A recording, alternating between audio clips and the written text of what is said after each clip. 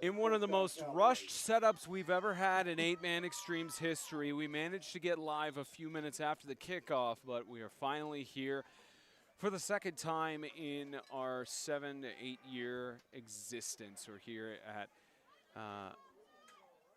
apologize, the name is slipping me, a public park here in Huntsville, Alabama for the Freedom Cowboys hosting the Carolina Wildcats.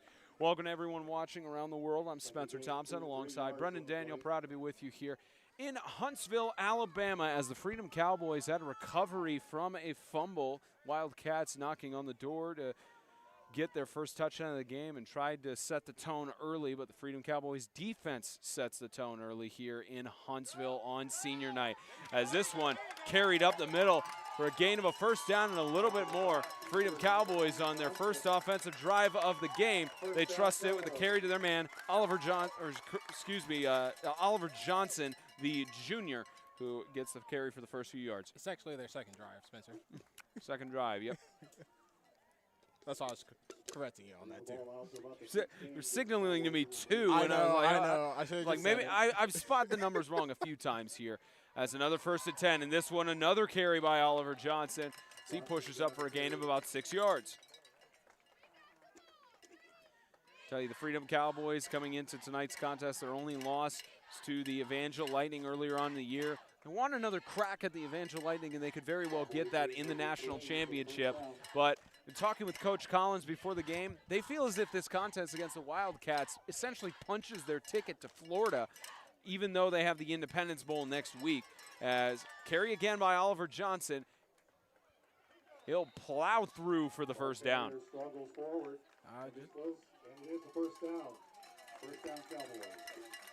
Just these Cowboys moving. That's their offense. Just keep running and pushing forward, and they'll get that first down and eventually a touchdown. Cowboys continue to run the hurry up.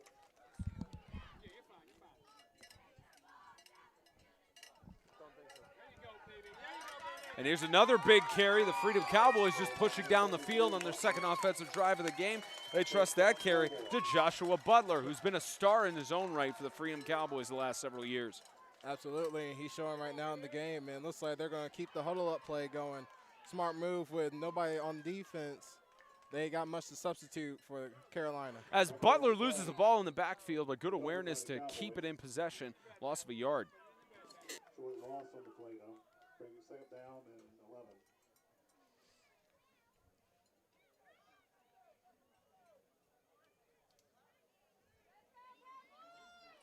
Freedom Cowboys have mostly been known throughout their illustrious history as a defensive-heavy team, as they're mostly a rush-heavy team, as you can see here with Joshua Butler yet again avoiding, make that 2 tackles, finally brought down for a third one, and will move the chains again for a first down.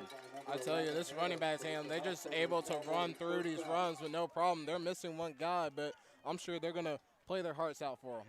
And Joshua Butler, again, this is senior night for the Freedom Cowboys as they continue to take this down the field. They move the chains, get it across the 50. Freedom Cowboys playing on a 53 1/3 by 100-yard field, same standard length. You see the defense is building up that box. They're getting ready for the run, but it doesn't matter when you run outside. It does not matter when you're against Joshua Butler, who will just, every time he's carrying the ball so far, getting about 10 to 15 yards, and gets another first down. Absolutely, and if you notice, they're going the opposite way of the defense. They're not going towards him, they're going the opposite. It's tough with a 53 1/3 wide field. It's tough to get that going, especially in an 8-man setting.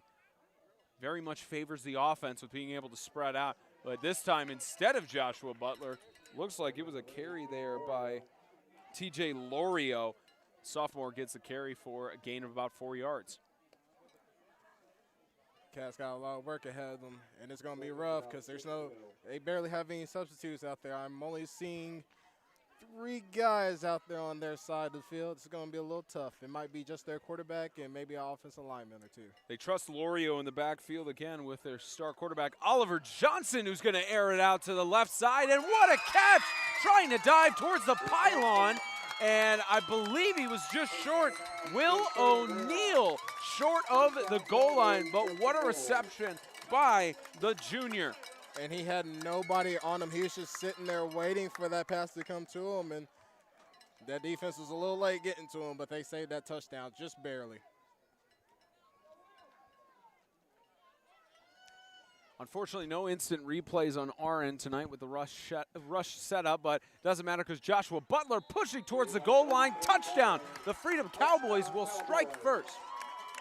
And what a good drive to start on the second one. You lost the first one, but you got the score. It's going to be a nice game for the Cowboys on senior night. Took almost 9 minutes of regulation, past 8 minutes of regulation to get the first score. Carolina could have had it. They just gave up the ball on about the 5-yard line in Cowboys territory. And Freedom just drives it down the field with a very impressive notion. With this 2-point conversion attempt, they overthrow it, intended for TJ Loria. It's Oliver Johnson, the intended receiver. About under 4 minutes left to go in the first quarter, and the Freedom Cowboys strike first in Huntsville.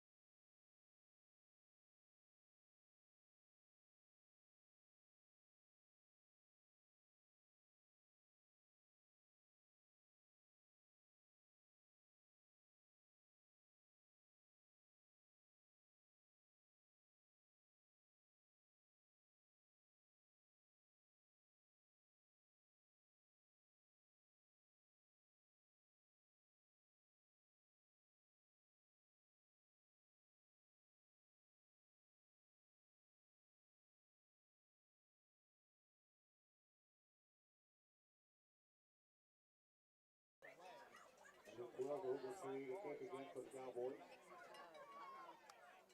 Looks like number 1 and number 7 back to receive. That's Durham and Madison.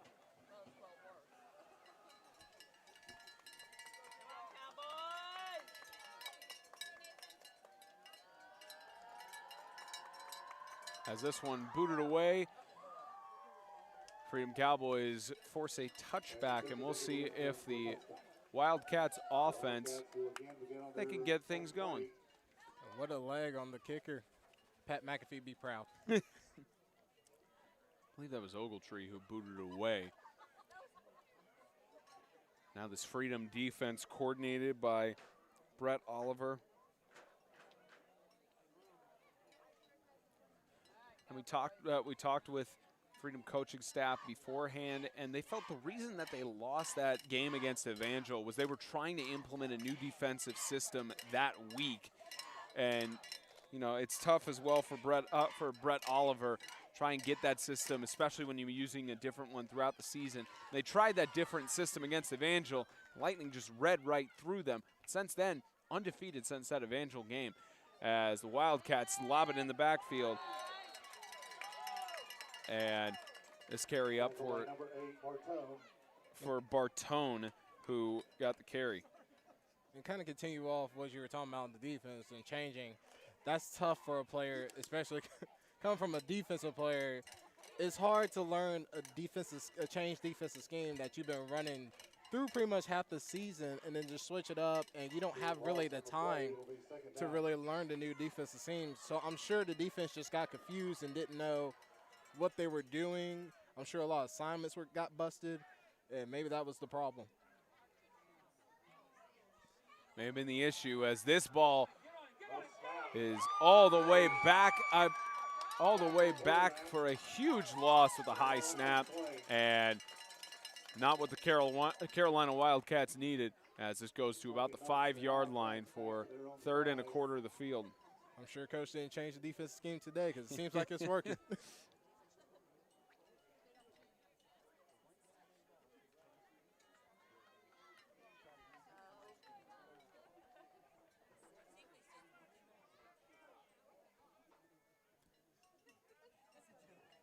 Now a third and about a quarter of the field as the Wildcats look to air it out, and they find the option, but overthrown.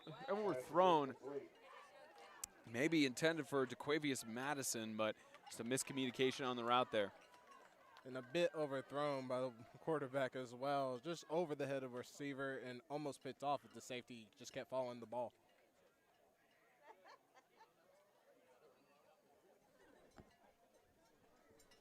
Wildcats again show punt.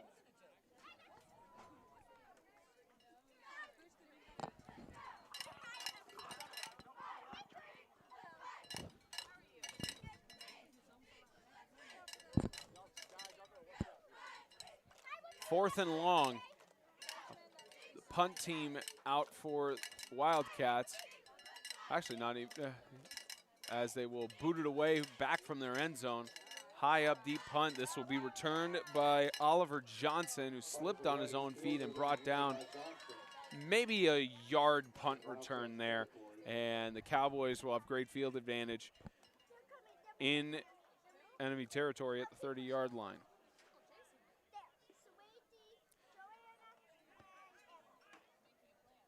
You know, it didn't seem that much of a mountain to climb for the Freedom Cowboys for them to march down the field from their own end zone.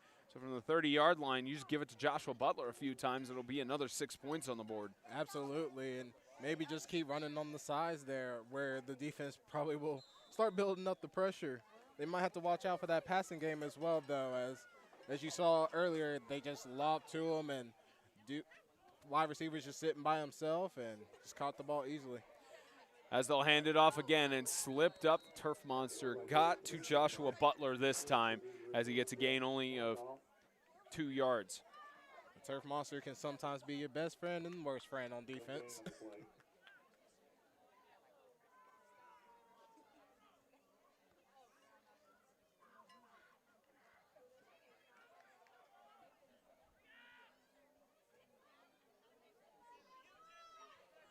They'll actually give no gain to Joshua Butler there as it's a 2nd and 10.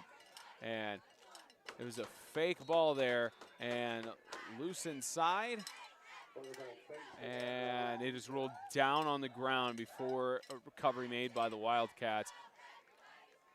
Actually, celebration a little bit there from Carolina's players. Oh, they moved the chains. It's ruled a fumble recovery. The Carolina Wildcats have got it. And what a break for the Wildcats to be able to stop the offense just at the foot, just as they're about to score. And they're having a discussion here because the side judge ruled that he was pointing to the ground as if it was down by contact. So I'm waiting for word here. The chains have already moved. You wonder if they're going to reverse this. Again, one of these situations where it could be a crucial call. Oh, yeah.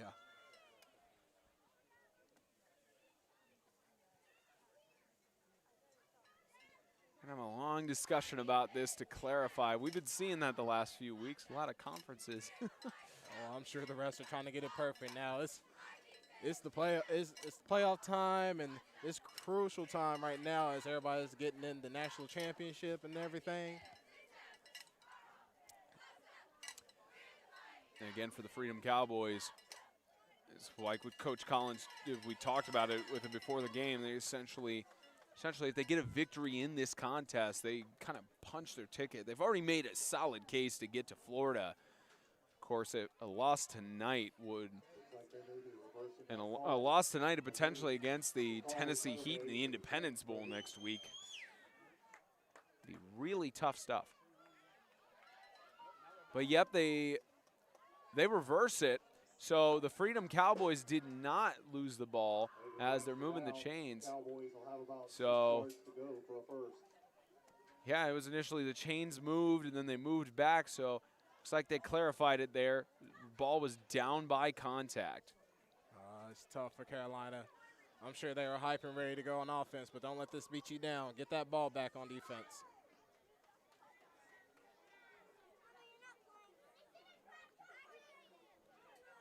Here comes now a 3rd down and 7.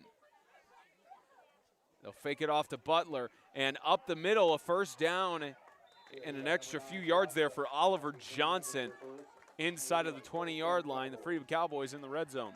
It looks like Johnson's been watching Connect play a little bit. It kind of reminds me of him, as he read the defense perfectly, kept the ball himself, got a first down a few yards, just a few more closer for that touchdown. Inside the 20-yard line, trusted again to Johnson. Oliver Johnson is going to head towards the end zone, and it's a touchdown for the Freedom Cowboys, if not ruled short. Looks like they signal no time there, and just short of the goal line, as it looked like he may have dived in there. So first and goal, likely just a punch in. Who do you think they're going to give it to? Probably Joshua Butler. Johnson, they'll keep it himself, but whistles before the play. Looks like a false start. Looks like a false start on the Freedom offense, so instead of what would have been an easy into the end zone, as we get the announcement. We had encroachment against the Wildcats.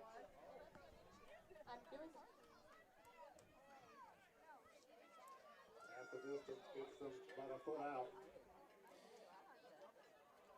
So they do rule it a false start, and they keep motioning for the clock to run with 16 seconds left in the first quarter. As Johnson will just keep it, trying to get to the corner, touchdown.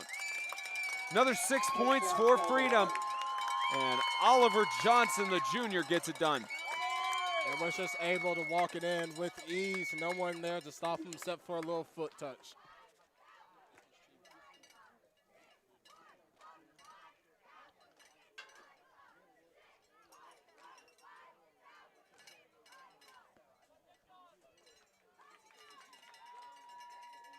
Cowboys line up for the two-point conversion.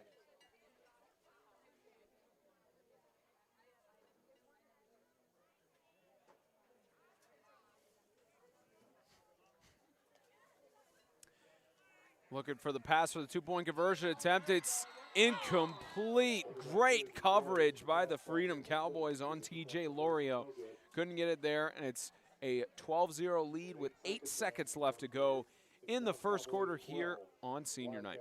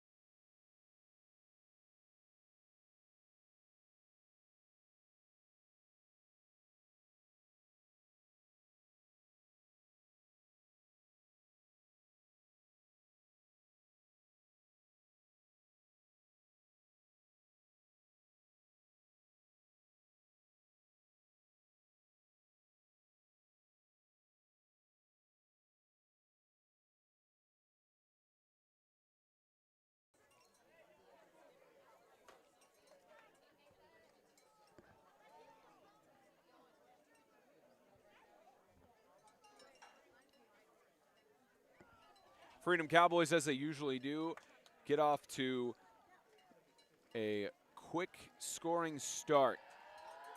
Only got a handful of seconds left in the first quarter, as this will be booted back and returned. There we go, whistle blown. It was in the back of the end zone. They should have called that for a touchback, and it took 5 seconds off of the clock. In the grand scheme of things, doesn't matter as much, but you'd imagine they'd adjust it back to 8 seconds, or maybe they don't. But it's ruled a touchback there, and we'll see how things play out here with the final play of the first quarter.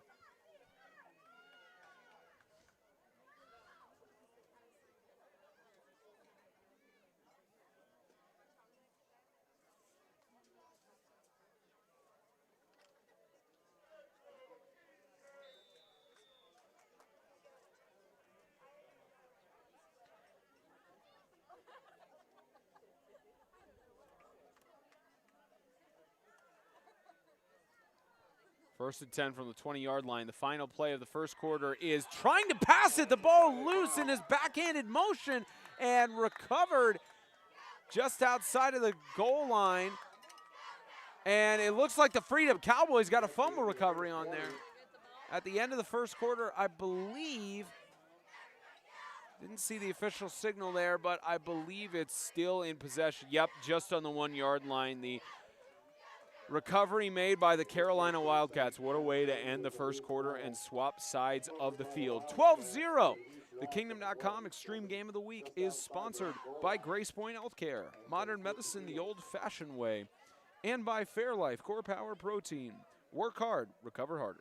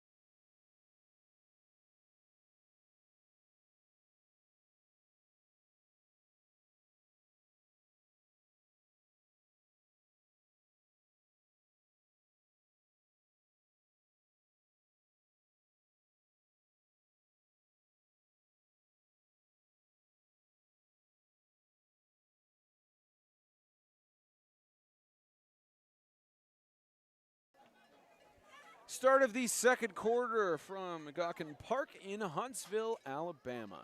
Freedom Cowboys lead 12-0 after 12 minutes of play, and they got a big stop, but it doesn't look like they're getting one on this one as Pete Fast gets back to the original down indicator, maybe an extra yard to bring it to 3rd down and 9. The junior gets a big gain there, pinned deep in his own territory.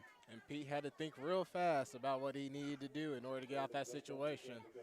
As soon as them boys were coming in to go get him, he was able to skirt out and get back to the line of scrimmage and back to the original position they were in earlier.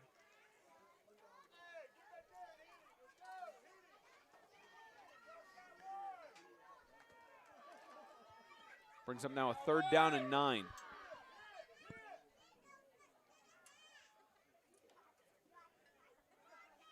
Pete looking fast, scrambling, is going to sling it out, and that's going to be an interception. Picked off by Nathan Ogletree, and he's still on his feet. Ogletree got the better of Fast. Not only does Ogletree have a leg on him, he also can pick that ball off, and he ripped it from that wide receiver. He didn't catch that, he ripped it from his arms. Well, good defensive play there, Ogletree.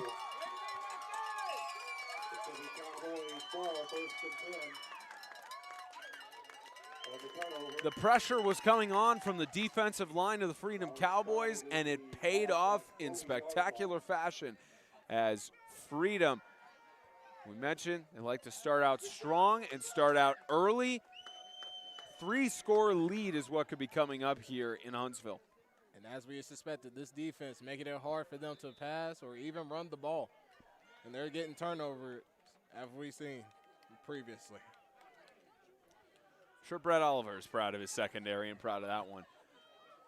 This one is yet again Oliver Johnson going to the left side, finally brought down by several Wildcats and ruled just short of the 1st down. And a great, powerful run by the quarterback, not wanting to go down, fighting every defensive player that touches him. A good run. Not a hurry-up offense, but getting back up to the line fairly quickly. So here's Johnson again, tries to stiff-arm the defender. Won't get past that time, and a loss of several yards on the play for a 3rd down. Defense was ready for that one. Coach Collins told us before the game he was a little bit nervous about this contest. You got to think those nerves have been shaken off at this point. Nah, not quite yet, Spencer. There's still a game going on. Just enough time. Little of them shaken off. 3rd down and 3. A push through for the first down, waiting for a signal for the chains to be moved, and I believe that was a first down from Johnson. They'll rule it 4th down. It's about 4th down and inches. Inches short. It'll be 4th and maybe inches to go. I'm surprised they didn't bring out a measurement. You don't see it often in high school, but with it being so close. But, of course, the Freedom Cowboys will go for it regardless of whether it's a 4th or first down. And all you got to do is that sneak up there. But with the whistles being blown, I believe we have a false start. So flag there.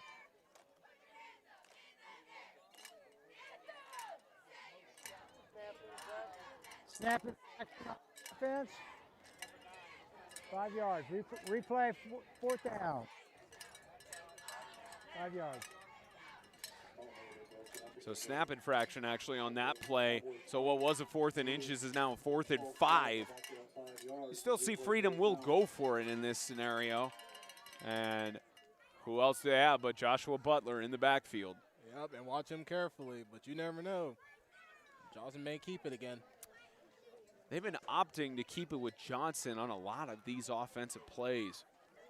And he must have been watching Grace Baptist film because he's been Cooper connecting out here for sure. And they stopped Joshua Butler for a loss and a turnover on downs for the Carolina Wildcats.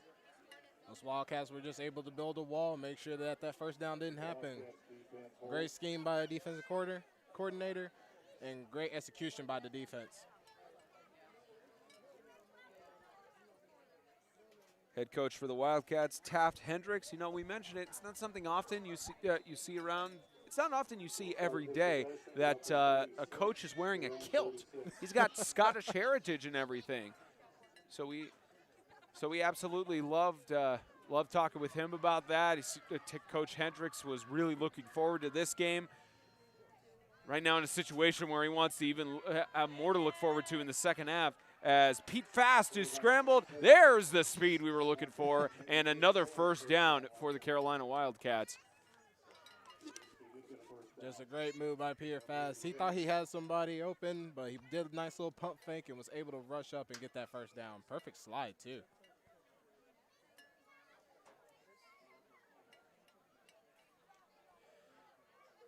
And again, the Carolina Wildcats, they know how to push it down the field. They know how to get close to scoring situations. It's just correcting those little mistakes that we saw at the other end of the field in the first quarter. There's a scramble, aired out towards the middle, and his intended target is Telvin Durham, but incomplete. Just a couple yards short of him just to get to him. Just maybe a little bit more arm into it, and he might have got it to him.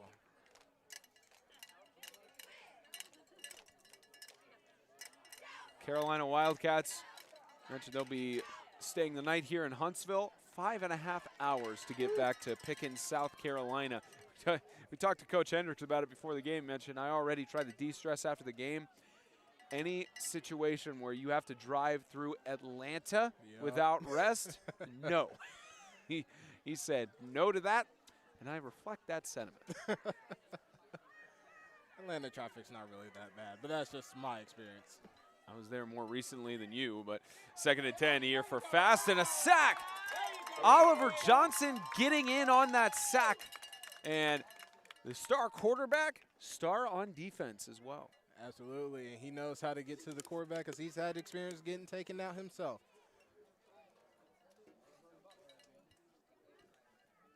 This brings up now with that loss, a 3rd down and 15. Offensive line is going to have to do better for Carolina to stay in this game. They need more protection for the quarterback to pass off.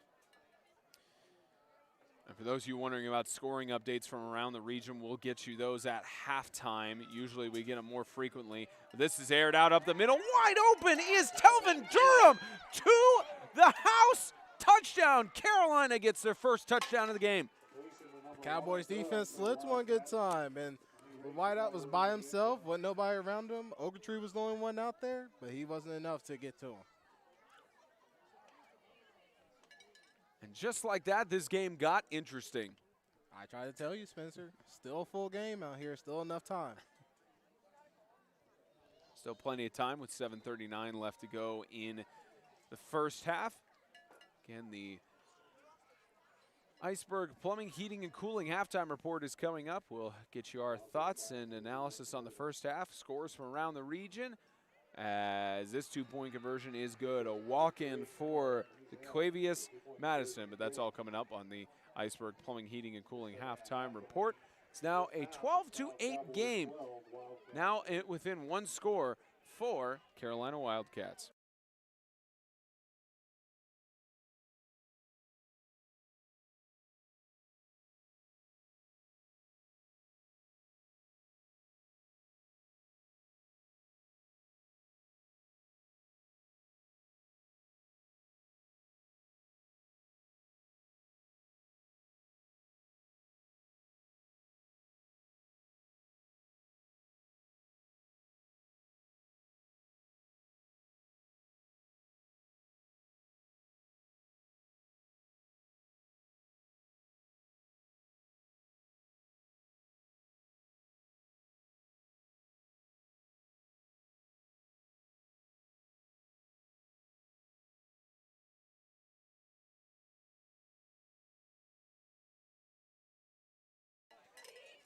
This one booted away by Ray King Eminer, as that will go out of bounds, free kick out of bounds. Sometimes we get the announcement from the referee, sometimes we don't. Looking towards him, see if give everything there, and we will. Illegal kick out of bounds. Huh? Okay. So where'd it go out of bounds? Well, the referee's microphone is still on. On the Didn't 30? get his mute switch on. Okay. Same difference. Same difference. 35. It was out on the 30, so you can have it 35, and that's either way. It's either way. You're going to get it right there. I have a feeling our audio engineer will just mute the channel on that. And nice, we got some good conversations heard from the referee as well. You hear some of the officiating mechanics on there. So they have it up, down on the 35-yard line is where the Freedom Cowboys will start out this offensive drive, as they'll hand it off to Joshua Butler this time. When you give Joshua Butler the ball, he's dangerous when he gets free, and he's finally forced out of bounds inside of the 20, but we do have a flag around the 45-yard line, maybe for unnecessary roughness, or it might be a sideline warning, as the official was trying to rush down. Waiting, they'll discuss it, and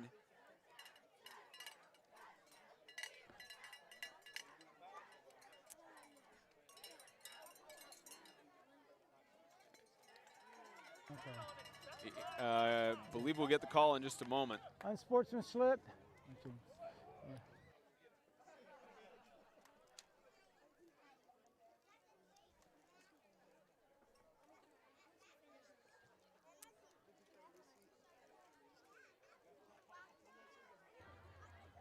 Unsportsmanship on the coach, 15 yards from the end of the run.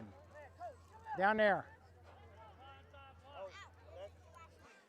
So an unsportsmanlike penalty. Sometimes you see a sideline warning.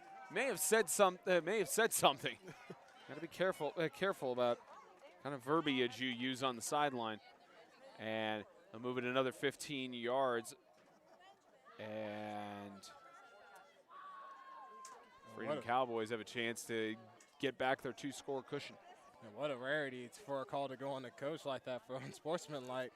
Usually you only see that in the pros, like Mike Tomlin try to trip up a returner that one season. Well, it's also that, and it's usually a sideline warning if it's something like that. But setting the tone early. Here's Joshua Butler trying to set the tone even earlier. Gets wrapped up at the legs by Alice House, and gain of about 5 is what Joshua Butler will be forced to. And Butler's just doing what he usually does, just able to gain as many yardage as he can until the defense stops him. Luckily, that defensive player was able to move up his hand. I'm sure he almost hit the face mask. 2nd and 6. Handed off to Butler again, trying to get past, and wrapped up and tackled again. And this time by 6 of the Carolina Wildcats. We don't have his number on the roster.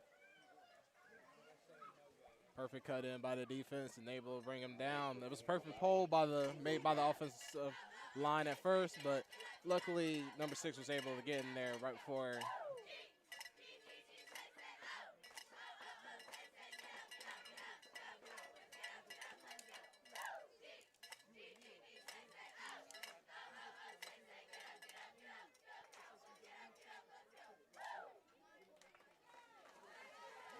Third and 6. Johnson fakes the lob. He'll keep it himself. Fooled the entire defensive line, and Johnson trying to get past the last man. A touchdown saving tackle by Madison. But what trickery from the junior. And what? Just a perfect, nice little pitch to the side, but able to keep the ball in his hands and just go off on the run. No one there, but luckily one guy was able to stop him. Maybe a nice little hurdle would have got him over to end zone. It's that time of the year for having trickery. But of course tonight on senior night, in for a real treat as Johnson is going to dive for the goal line and touchdown. Freedom back up by 2. Johnson getting trick and treats out here. It must be Halloween season. 9 days away from that. With 5:46 left to go before the end of the first half. It's now a 10-point lead. And the Freedom Cowboys have missed both of their 2-point conversion attempts. Trying to go 1 for 3 and make it a 12-point game.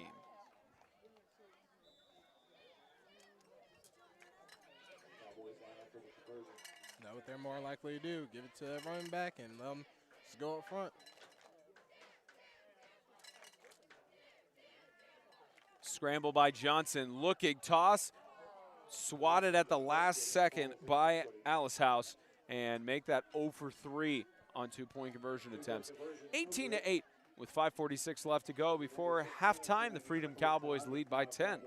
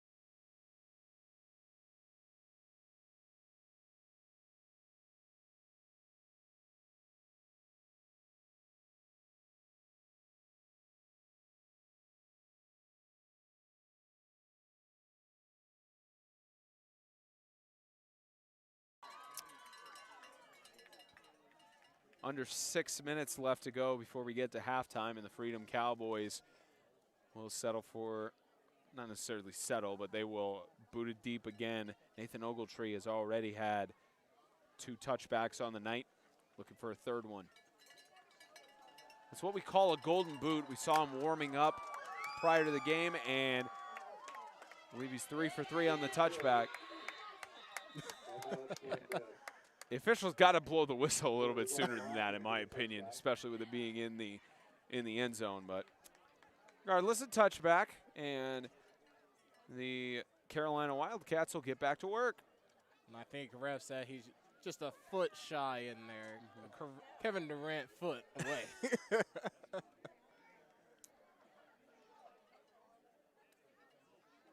Anytime I hear the name Kevin Durant, makes me think of not just his MVP run with Golden State. I also think about that shot of the NBA Finals when the Golden State Warriors lost to Toronto, and where he had that essentially muscle snap in his calf. Yeah, I hated to see that because I was really hoping they would win that title. He should, he should. In my opinion, he should not have been in that game. We're not talking about the NBA. We're talking about Freedom Cowboys football game we have in front of us.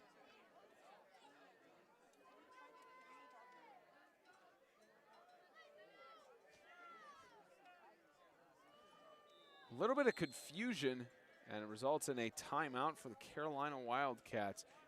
as Coach Hendricks and company will think it over with 5:44 remaining in first half.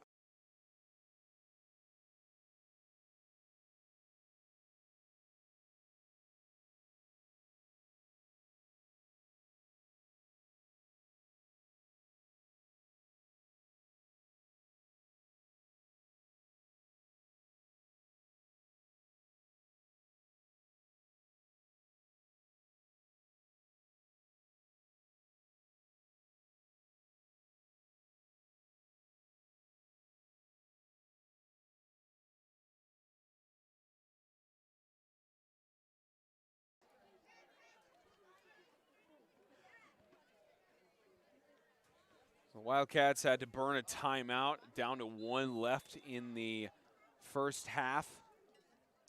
Don't believe Freedom has used any timeouts at this point. They have those to their advantage if necessary. As Fast is going to be brought down for a sack. Credit that one to Cade Carpenter and Joshua Butler, Tristan Martone. Both of them getting in on that one. And just the Wildcats offensive line just not able to block everybody. And that defense, you got to worry about them coming in. They have a great defensive line. They're able to get that pressure on you, no problems.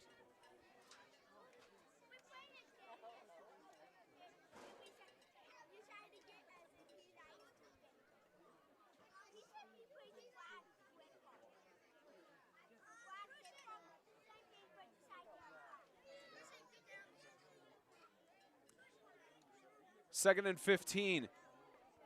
Deep toss by Fast, overthrew his intended target, and there's a flag for pass interference. Yep, you got to look when you're the defensive player for the ball and just able to get away from that wide receiver. And the Freedom Cowboys coaching staff wanting to argue that it was uncatchable, but we'll get the call. Pass interference against the Cowboys.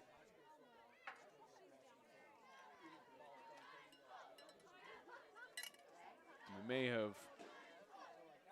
Well, he made the penalty signal there, and they will place the ball. I think that's what they're trying to determine now.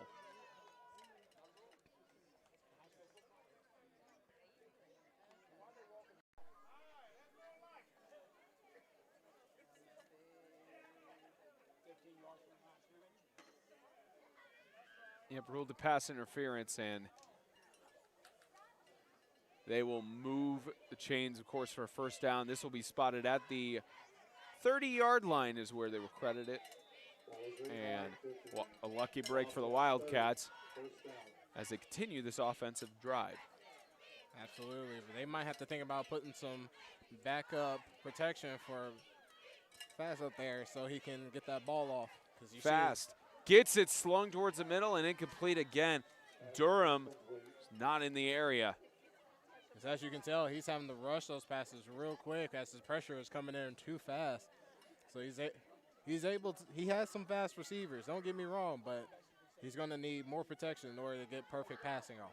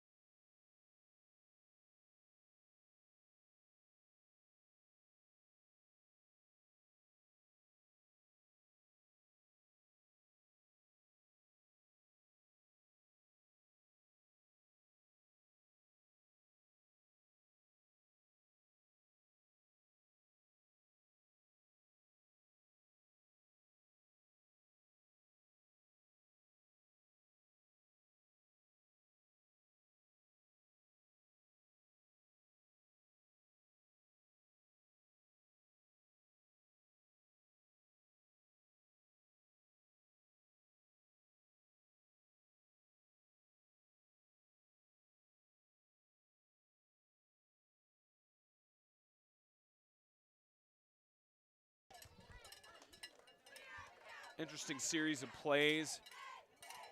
The last drive here as the Wildcats, with about 3.5 remaining, face a 3rd down and 15.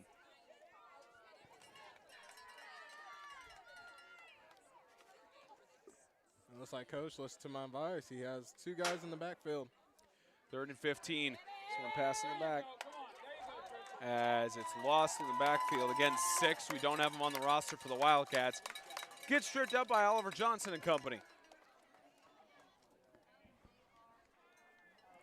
Defense is doing what they do best, able to stop that run.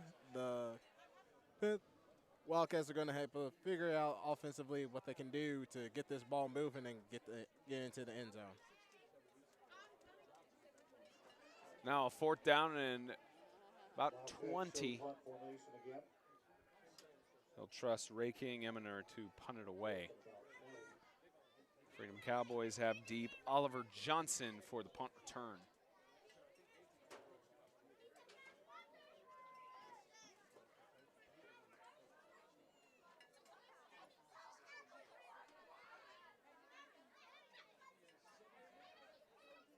And it'll be a fake punt. Here goes Eminer. Eminer on the outside trying to get the 1st down and waiting for the spot. I believe he'll be way short. Tried some trickery there, got some yardage back, but the Freedom Cowboys will get the ball back. Seems like everybody's in the Halloween season mood. Everybody's just coming out with any tricks they have in their bags.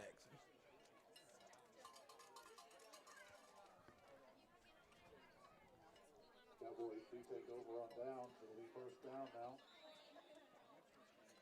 Freedom Cowboys, especially with all 3 timeouts, they have a chance to do some damage with 2:21 left to go in the half. 3 total stoppages they can pull. They might not even have to use them. You just run it with Joshua Butler for the rest of the half. Either that or keep it to Johnson. Handoff. Here goes Butler. Once he gets free, Joshua Butler, and a flag thrown down, likely for a face mask there, as it looks like it may be a 1st down, but certainly after this penalty on the defense, may call a 1st down here.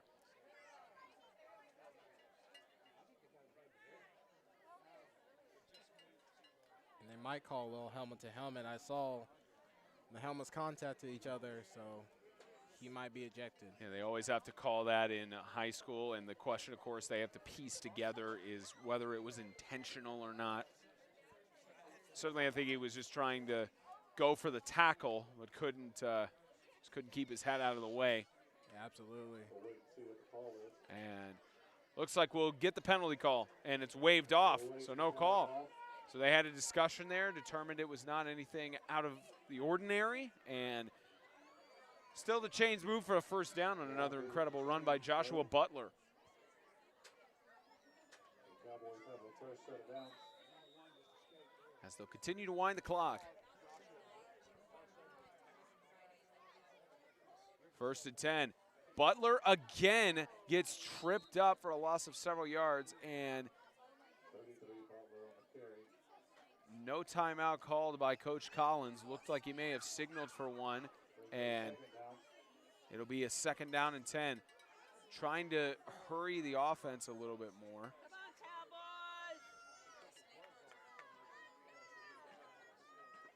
Seems like Butler removed his gloves. Maybe he couldn't hold on to the ball tight enough. 2nd and 10.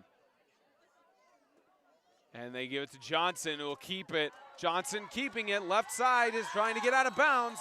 It'll be forced out of bounds for the 1st down at about the 31-yard line. And again, Johnson just looking like Cooper Connect out here, just able to keep that ball and follow the blockers in that hole to run through, and just able to get that 1st down.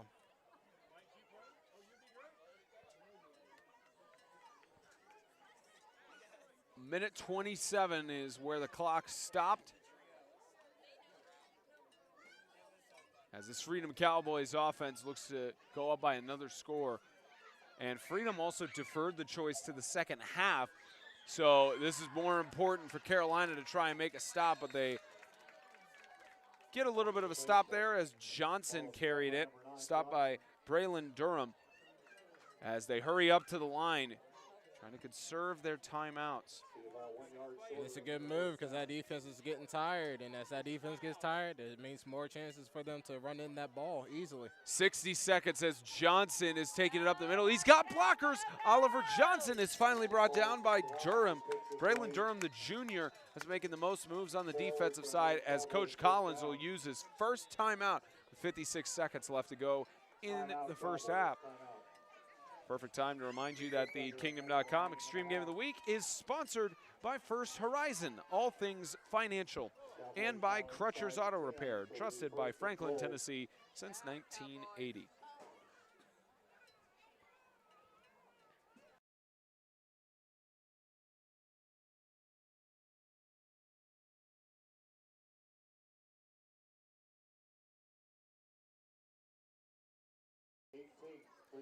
We've got some scoring updates from around the region of the teams we cover. At halftime, Ezekiel Academy leads Southern Christian Patriots 27-6.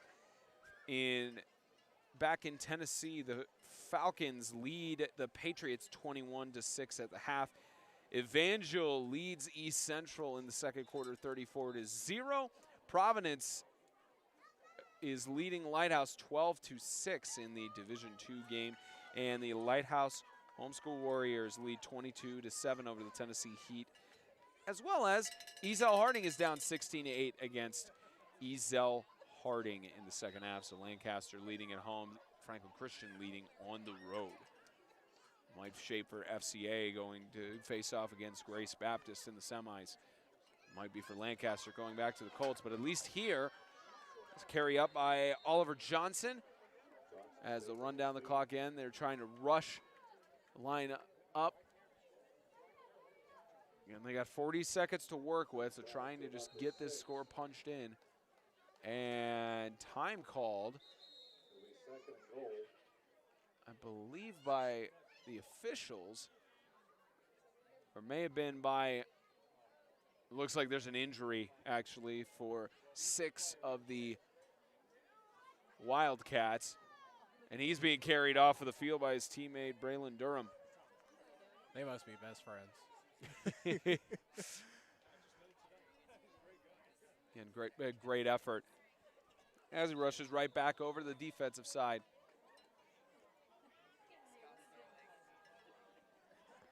"30 seconds. As Johnson will keep it going up the middle, trying to push for the goal line. Touchdown! Freedom Cowboys get another score. Johnson just able to put his money in and able to just cash in that touchdown easily over the defensive player. Great run.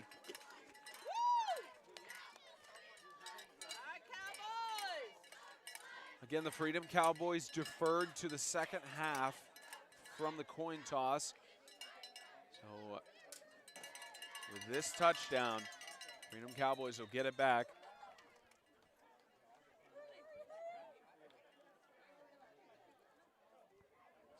It's a stop that the Carolina Wildcats needed. No successful two-point conversion attempts yet, and this one's successful.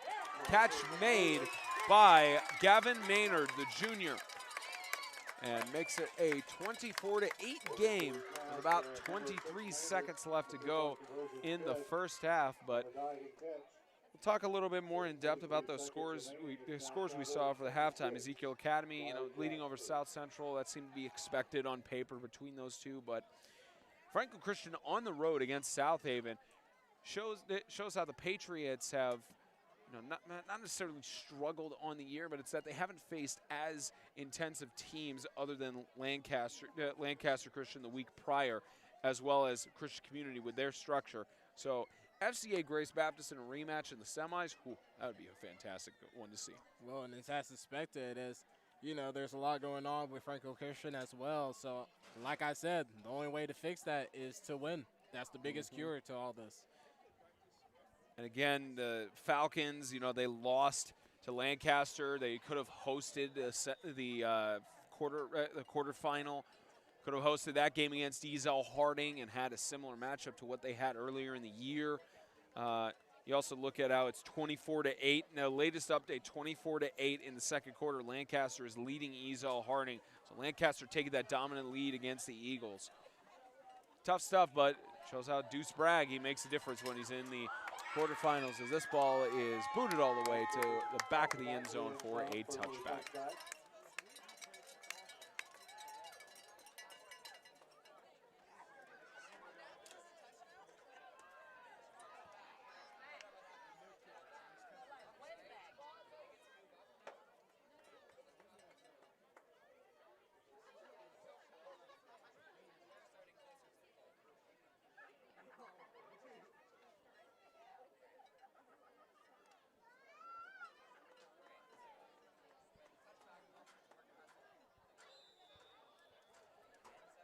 So a very minimal amount of time for the Wildcats to work with.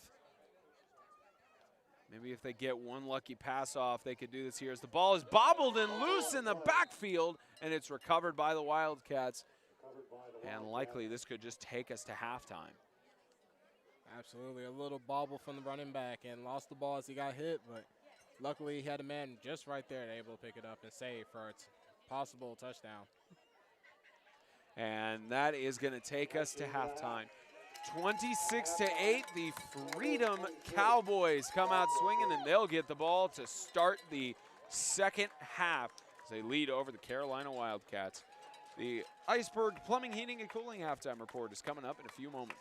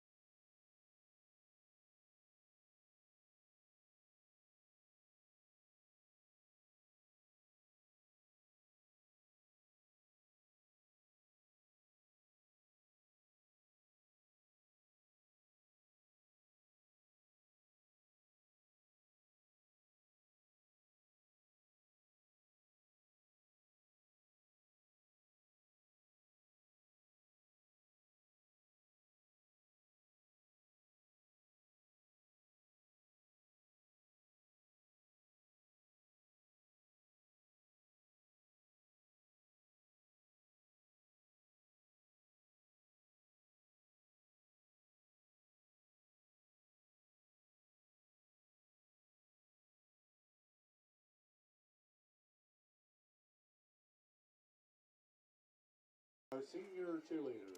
Ready whenever you are. Welcome everybody to the Iceberg Plumbing and Heating Cooling, the Iceberg Plumbing, Heating, and Cooling halftime report. I'm Spencer Thompson alongside Brennan Daniel, proud to be with you from Huntsville, Alabama. Well, 26-8 at halftime. Freedom Cowboys, there's a reason their only losses to the Evangel Christian School Lightning, and it shows how they're on track on senior night to get the victory here for their final home game of the regular season and as they head to Mount Juliet next week. Absolutely. That defense, they're just able to put pressure on fast. He's not able to get that ball off. And, of course, offensive-wise, man, Johnson and Butler have been doing an amazing job running the ball and able to just get their tickets in and the trick-or-treating out here. We're seeing many trick plays out here today. All of the players on the field in costume, very much trying to get trick-or-treats, and the trickery, as we've seen, a treat of a match thus far. But scores around the region, we updated the latest and such, but it's looking like the Colts will host Lancaster Christian if that score holds up, and Franklin Christian will travel to Ottawa next weekend. Those semis for the TSIAA shaping up to be very good matchups. Absolutely, and it's as expected. Franklin Christian, I'm sure, wants that rematch against Grace Baptist. And, of course, Lancaster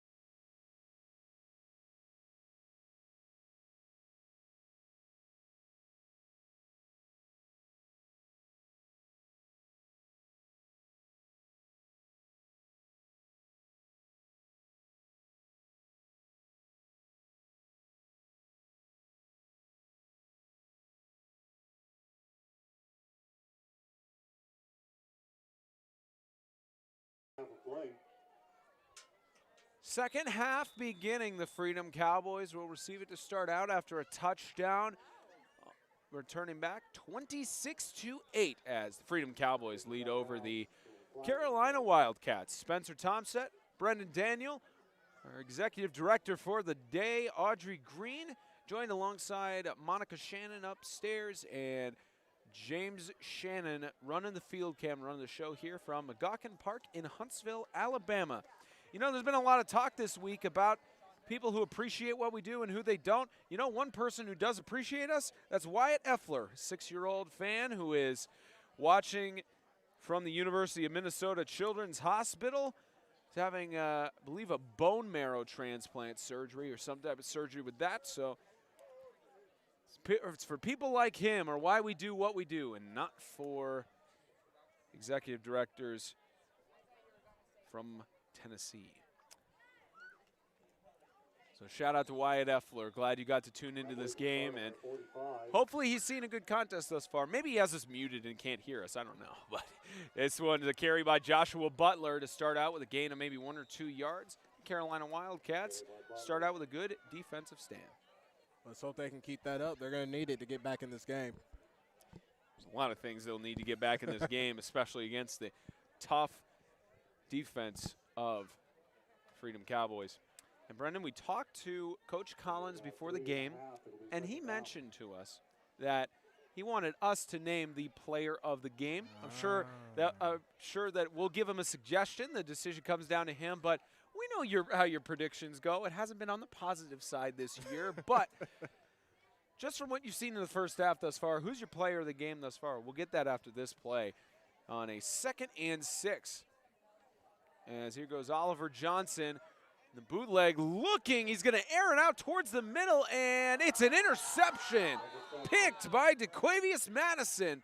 Trying to go for the jump ball and get the good side of it, and just like that, the Wildcats turn it over. Well, it looks like my pick just threw an interception, so now the problem will be, do I keep him as my pick or do I go with somebody else? You're going by overall performance throughout the contest, but Oliver Johnson has been solid. I mean, most of the time he's been keeping the ball on those carries there. Sure, we'll get James's opinion as well on it, but you have to think it's either between Oliver Johnson or of course, maybe even Joshua Butler. Hey, I might even give it to Ogletree. By the way, he's been kicking the ball and playing pretty great defense. Yeah, Ogletree has just booted it to the back of the end zone for a touchback every time. As this carry, how about the Jets being turned on by Ring King Eminer, the junior by himself. 85 yards for the touchdown. What a run. Surprising that defense just collapsed, and he was able to get enough room just to get out there on his own and run in for that touchdown. And just like that, it will potentially be a 10-point game on this 2-point conversion.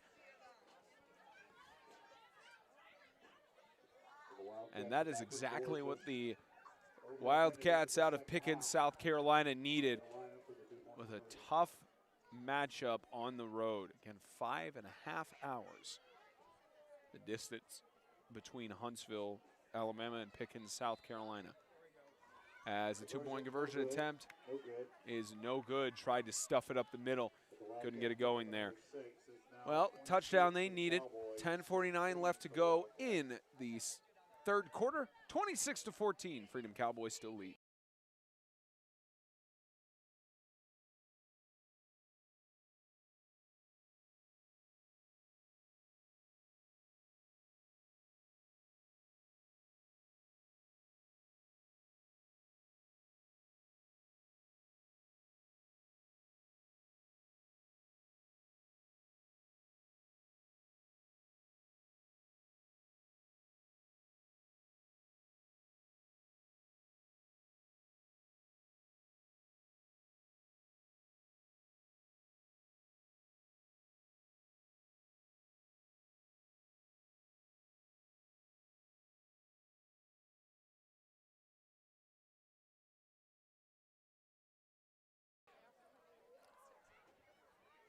Eminer, the man who just ran it for about an 85-yard rushing touchdown, is going to do a squib kick as this will go out of bounds. There is a flag at the kicking line, and I believe that's maybe a false start on the kicking team.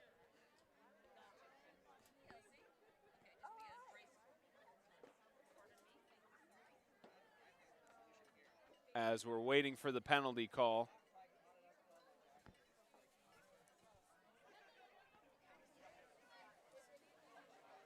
Taking a long time to discuss this. So it looks like they're moving it back 5 yards. So likely just moving it back to the 35-yard line for the kickoff with a false start. Yep, so they'll move it back, no penalty announcement. Our discussion, make the wrong announcement.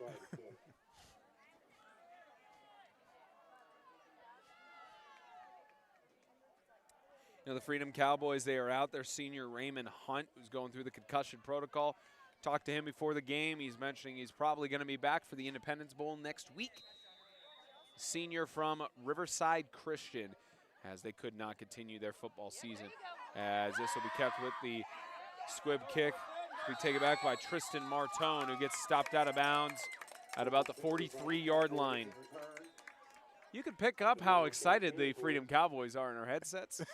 We're seated on the bleachers. We got Audrey Green is upstairs with Monica in the press box.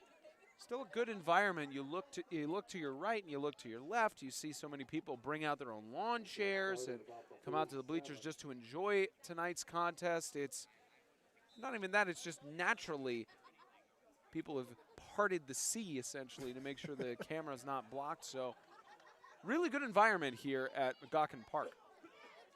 Absolutely, and very lovely people. Everybody's been great to us, been asking all types of questions about our As the ball is loose in the backfield, I believe the Freedom Cowboys fell back on it. Immediate signal for a second down as there was a miscommunication between Johnson and Butler. Fortunate that it didn't result in the turnover, because that would more so shift the momentum towards Carolina more than it already has. Absolutely, and I think Carolina knows it, and they're just riding that wave and just doing what they need to do to get back in this game and maybe even tie it up. 2nd and 15, Butler up the middle. Will be stopped for forward progress with a gain of 5 yards for a 3rd and 10.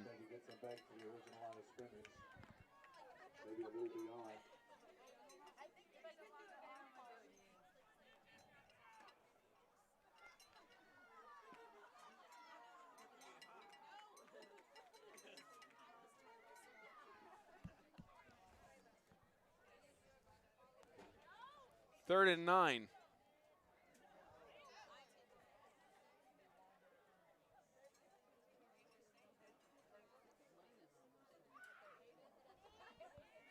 Johnson gets the pass off, but immediately stopped.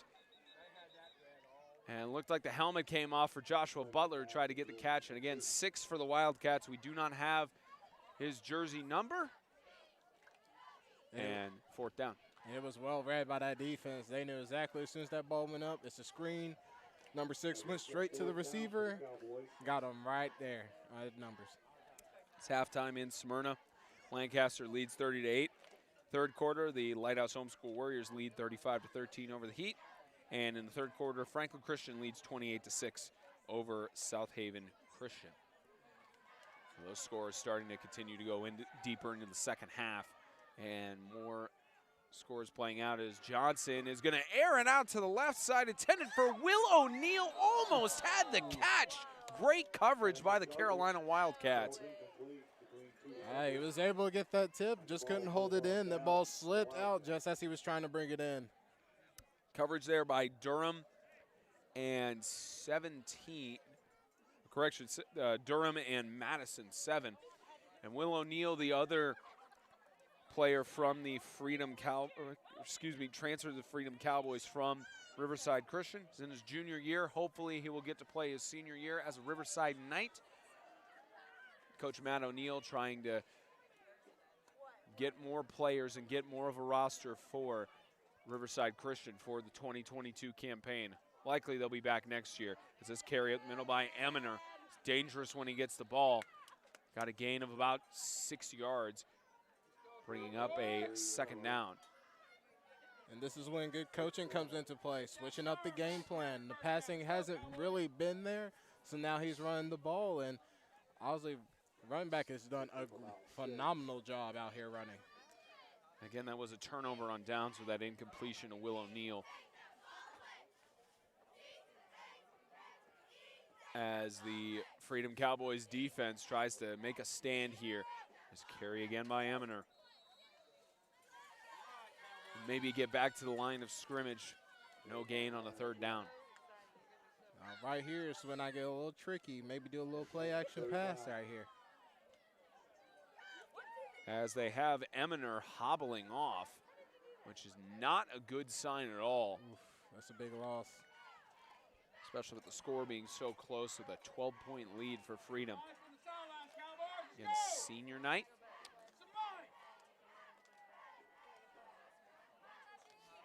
Again, the final home game in Huntsville for many of these football players for Freedom. Tried to get the pass off, but it was a sack by Oliver Johnson. Pete Fast pumped there, but couldn't get the pass off. Just got overloaded. And looks like my pick is doing his job. He's making up for that interception, getting that sack in. Great sack by him.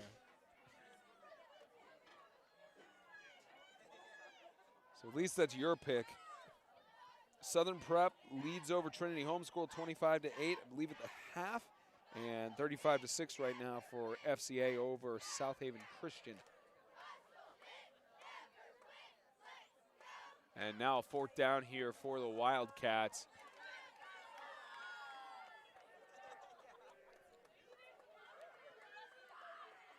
As this situation they will go for it here. Will Fast scrambling, he's looking. He tried to get the pass off and it's incomplete. Another turnover on downs as the Freedom Cowboys will take it over. And a bit of a missed call, a little holding play right there. The refs missed it, but defense was able to stop him.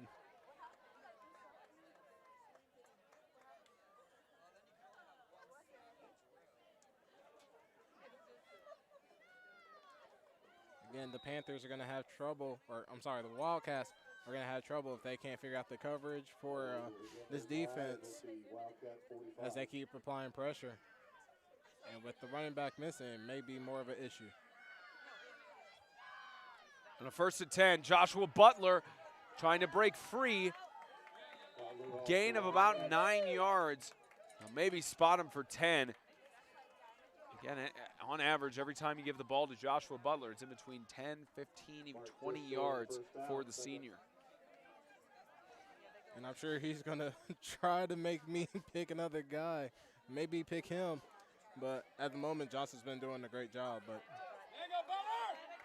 as again, Butler will get the first down and a lot more, essentially another first down as the Cowboys push into the red zone. Butler just being a power runner out here. Defense is having issues bringing him down as you see a man down out here, number 3. Looks like Eminer was down again. We saw him hobbling towards the sideline. Looked like he may have thought he was good enough to play again, but training staff is going to look at Eminer, and we will step aside for an injury timeout.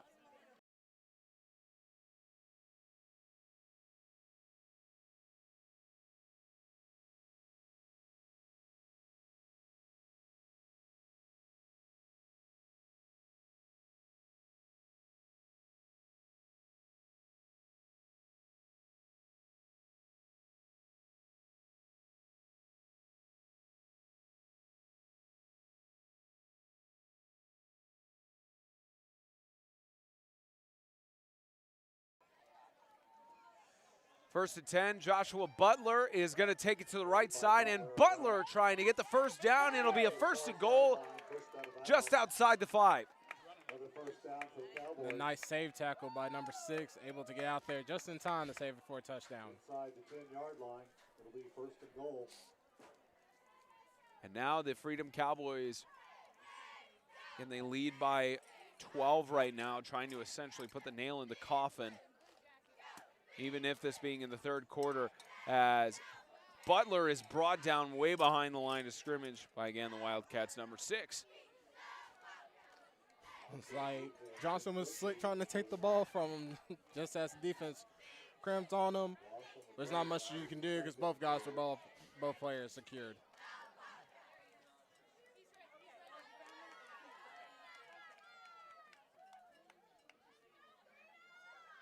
So now a second and goal from about the 15. Second and goal as Oliver brought down again. Another loss of several yards. This will be at about the 16-yard line. See, the Wildcats' defense has not necessarily been the problem. It's just been Joshua Butler getting on huge breakaways in the backfield. And just because of those situations, it's really the Wildcats have done their job in short coverage, getting these tackles for loss.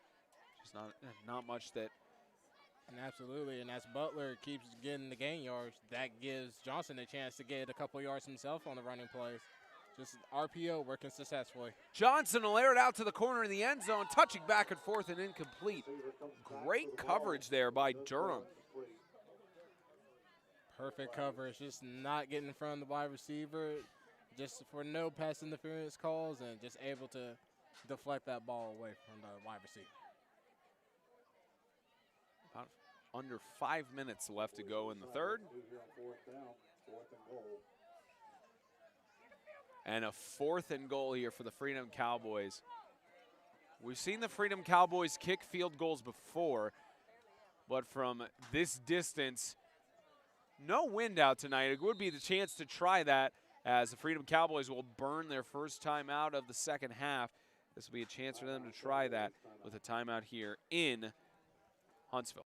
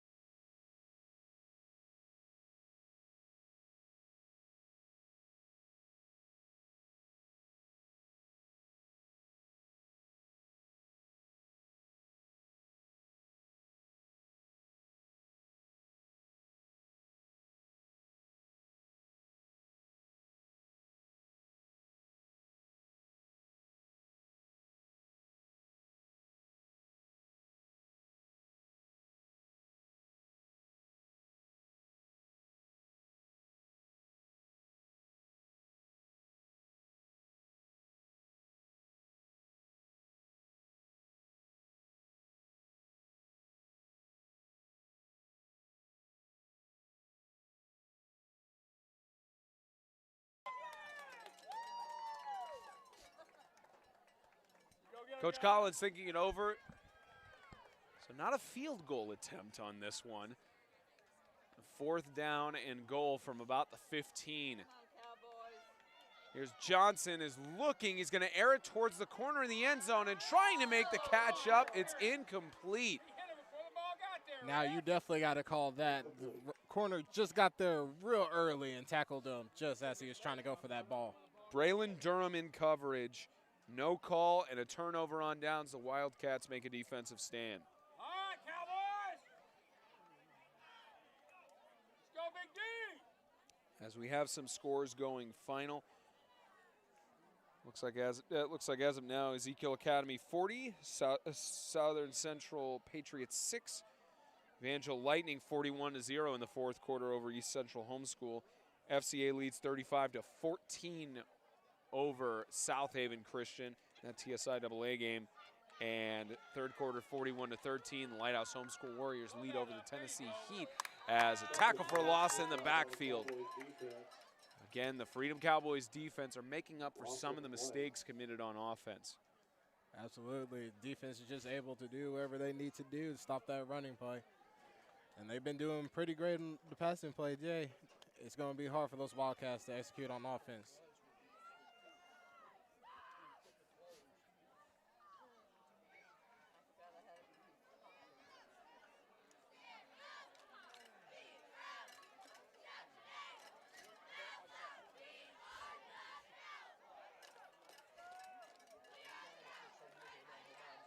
Second down, a pitch in the backfield, trying to go up and get some positive yards is Eminer, but he's wrapped up by about 4 Cowboys. A little dangerous on that little post too, as there's just a Cowboy just almost there to swipe that ball away and possibly pick it up for a touchdown, but the Cowboys defense just causing more problems for those Wildcats.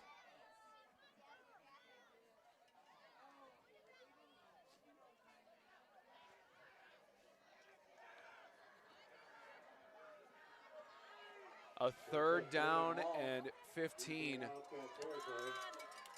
About 3:25 winding down in the 3rd quarter. The Wildcats need to keep this drive alive. Being down by 12. And movement there, likely a false start. Definitely the last thing these Wildcats need.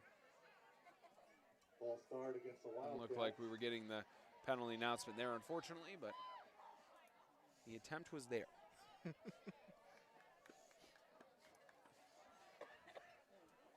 takes them back to about the 8-yard line. They now have about 20 to go for the first. So now you've got even more of a desperation situation here for Carolina. 3rd down and 20. And with motion, scramble fast, will get the pass over to Madison, as Madison is going to get the 1st down, and how about a little bit more? Decavius Madison is going to take it all the way, and the Wildcats are back in the game. Touchdown. That was a great call by the offense, just able to set up that screen, and it was a foot race just after the one good block by the wideout, and just a nice little touchdown.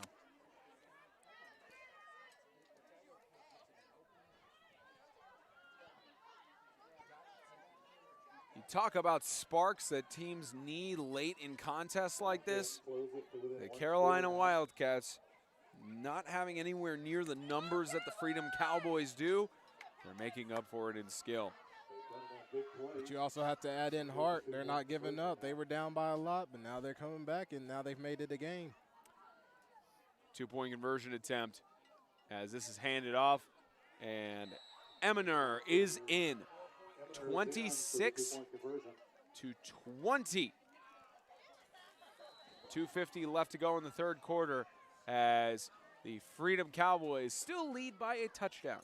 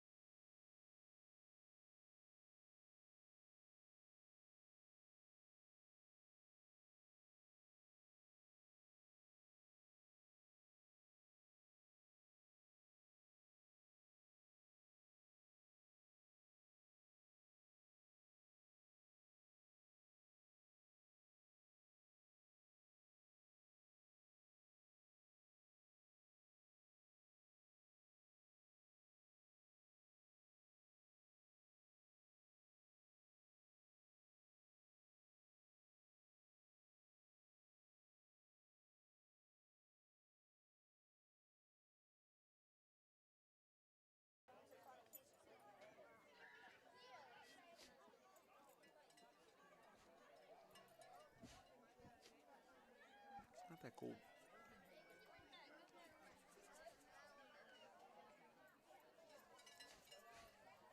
But the Wildcats will have to go with a new kicker. But Eminer was cramping up. Telvin Durham will kick it off here for the Wildcats as another squib kick Don't have anyone to kick it deep, as this one will be returned by T.J. Lorio. Staying on his feet to spin out several tackles, and he'll get down to about the 43-yard line. And the Freedom Cowboys need to get another score here. Absolutely. This may be a little issue for the Cowboys if they can't score, because now they have to play great defense against the Wildcats, who have got it stirred up now, thanks to a little spark play. That spark in that two-point conversion attempt make it 26-22. As we'll see the Freedom offense, I believe their 7th offensive drive of the evening. 7th or 8th, something like that. This ain't math class, Spencer. You ain't got to be correct all the time.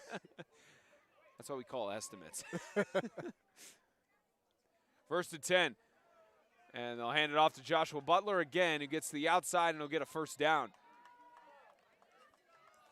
Joshua Butler for a gain of about 11 yards. First down, Cowboys. And again, your prediction there, Oliver Johnson, on the player of the game. Still waiting to hear what James's player of the game prediction is, but what you would imagine is going to be between Johnson and Butler with the production they've been putting on the offensive side. Well, seeing me and James' prediction history, he's probably going to go the opposite of me and go with Butler. As Butler tries to spin out a tackle there, will take a loss of a yard for a 2nd and 11. But then again, James may pick Ogletree because he's been really big for kickers.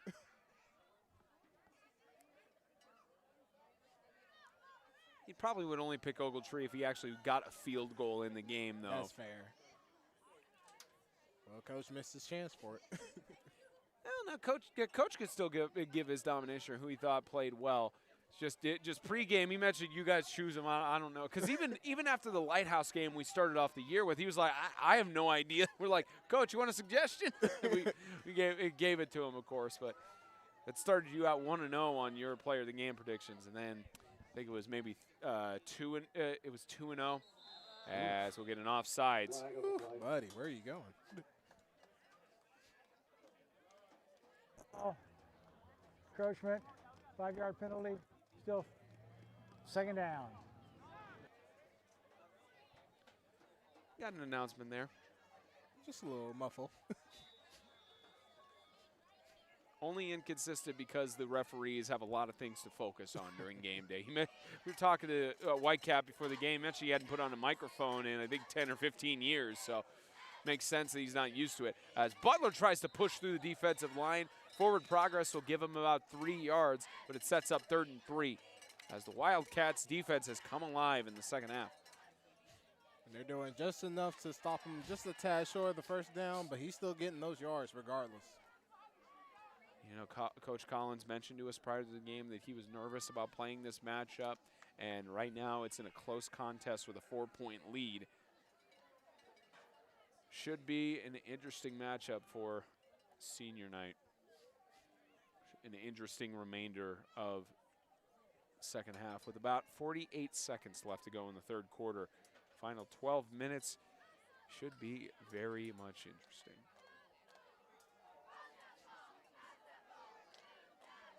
Third and 3.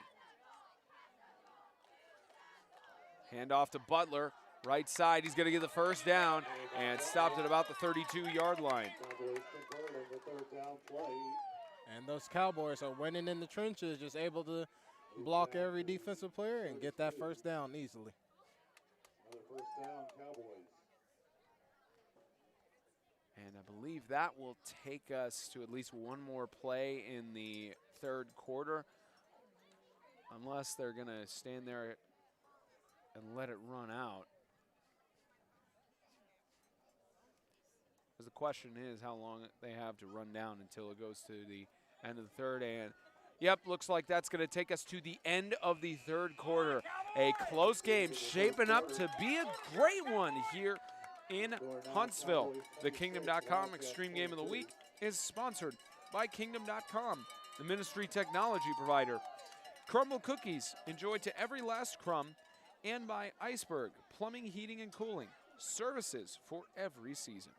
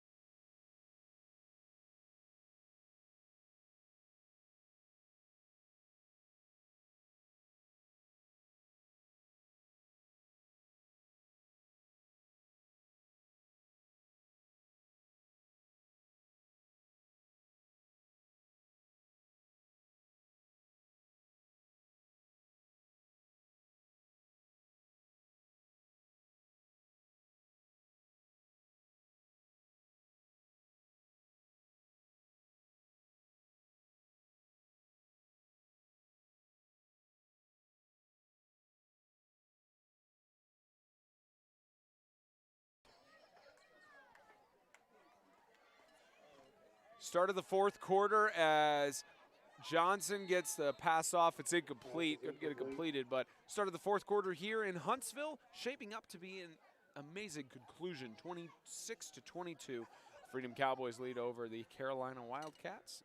Kingdom.com Extreme Game of the Week live from the Yukon Park in Huntsville, Alabama. Spencer Thompson, Brendan Daniel. Field cam op is James Shannon, recharging the batteries on it right now.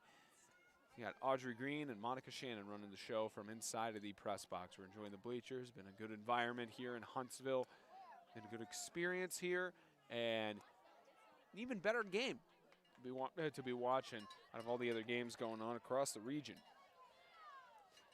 As a 2nd and 10, and with movement, that'll move it back 5 yards with a penalty. Gonna go against the Cowboys. No movement. And that'll make it a 2nd and 15.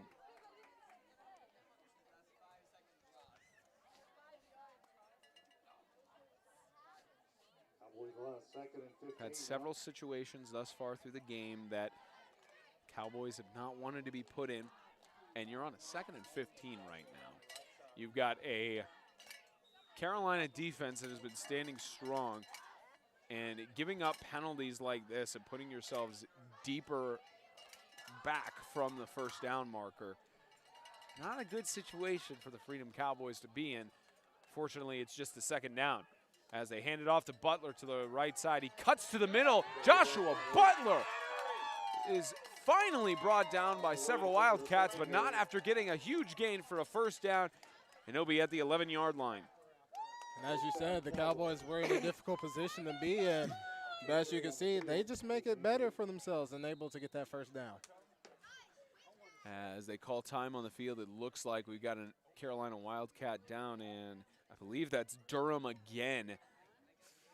Yeah, that's Telvin Durham. He's been working hard tonight for the Wildcats, and the training staff will look at him, will step aside for an injury timeout.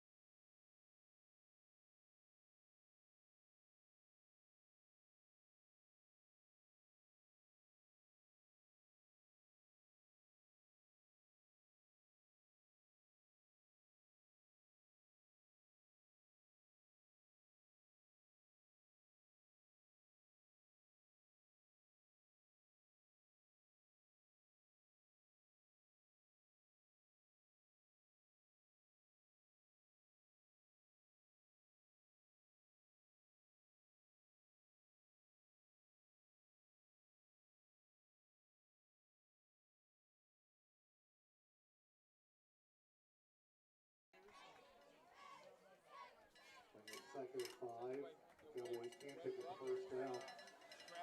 They started at about the 15. 2nd and 5. Freedom Cowboys trying to push it down. They'll give it to Johnson. Will keep it again to the right side. Johnson diving for the pylon. He's going to be ruled just short. A 1st and goal coming up for the Freedom Cowboys. Missed it by a few inches there as Eminer is slow to get up. Wildcats are getting hit with the injury bug in this game. Looks like Eminer is back up on his feet, though. There's no need to fight it. If you're hurt, just get off the field, buddy. There's no point of trying to fight out here. Freedom Cowboys knocking on the door of going up by 2 touchdowns, as this will be run up the middle, and Johnson will get inside for a touchdown. Player of the game, 3 touchdowns so far, all rushing. You gotta love seeing that. He's been doing a great job.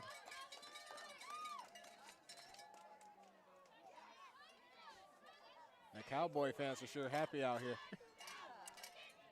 We're hearing the joy from our side of the bleachers and a little bit from the other side, but A 2-point conversion attempt coming up, which the Cowboys have not been successful on. If they were, they would have been up by a decent amount at this point. Cowboys line up for the 2-point conversion. 2-point conversion attempt. Here's Johnson taking it up the middle. He'll be stuffed. And that'll keep the score at 32-22, a 10-point lead. Just a minute shaved off of the fourth quarter. 11 minutes left to go here in Huntsville. Extend the lead. Back to 10 with 11 minutes remaining.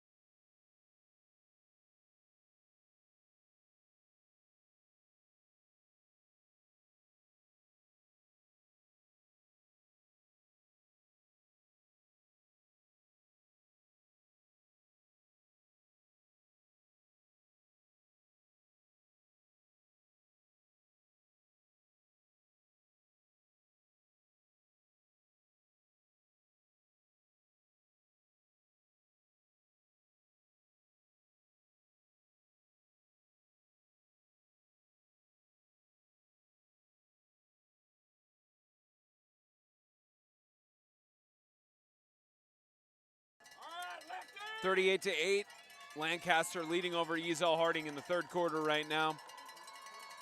But at least right now, a 32-22 lead for the Freedom Cowboys as the Wildcats will be forced to yet another, not a touchback, as this will be returned. And here goes Madison. Madison loses the football and the Freedom Cowboys get it back. The Freedom Cowboys have a chance to go up by 3 scores as the players almost storm the field. And this is when that momentum just stays with the Cowboys. Now it's time to just score and get that game-winning drive right here. Looks like it was number 32, Appleton. Recovered by Elijah Appleton, the junior, as Freedom is now in the driver's seat on senior night. And you hate to see it for the Wildcats. They were doing so great so far, but just that return, trying to keep the ball in his hands, he couldn't just hold on to it.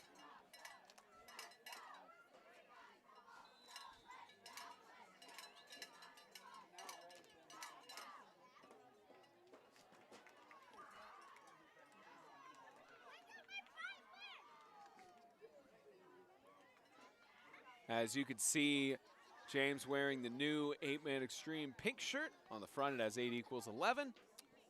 And Freedom Cowboys going up, and it's a carry in, waiting for the signal. It's a touchdown. Johnson with the trickery, and another 6 points for Freedom. Johnson out here trick-or-treating, really. He's getting his 4 touchdowns and setting up tricks for all this defense to just get off their heels.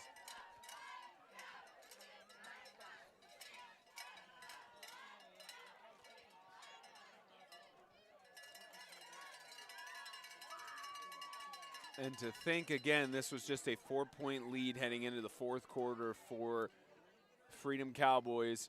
And now what was a 10-point lead is now a 16-point lead, a chance for it to be 18 to officially make it a 3-score contest. And toss incomplete, intended for Butler.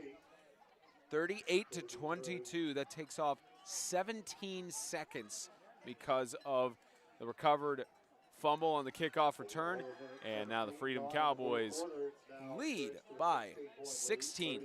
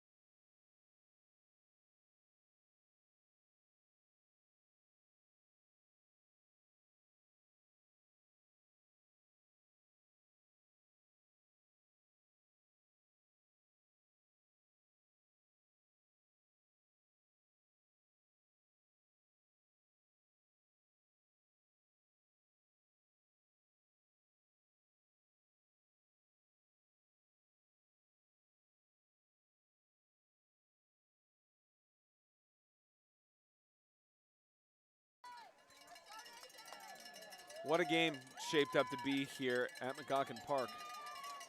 Absolutely. We had a comeback, and now we had the Cowboys just out here putting their lead in a difficult position for the Wildcats to come back. And with the injuries flooding them left and right, at least players shaken up, as this will be a low squib kick, and it's contacted there, and it ruled him down by contact as he slid down to get the ball. That was Braylon Durham.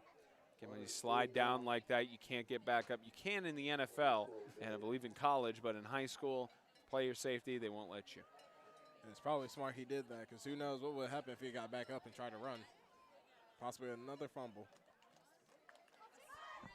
The Wildcats will start at their own, like maybe 38.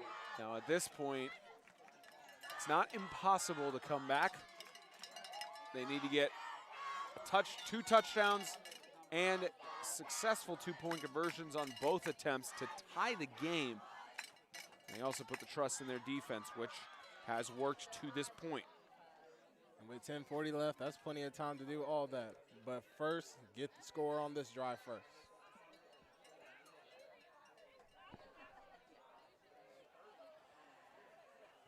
Got to march it down the field on this one.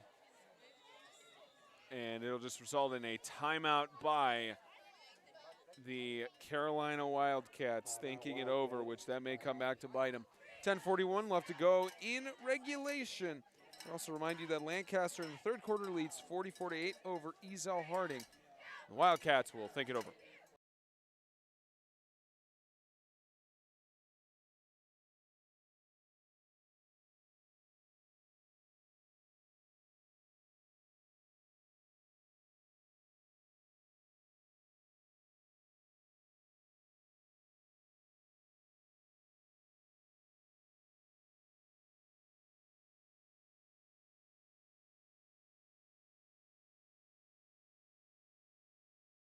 Ready.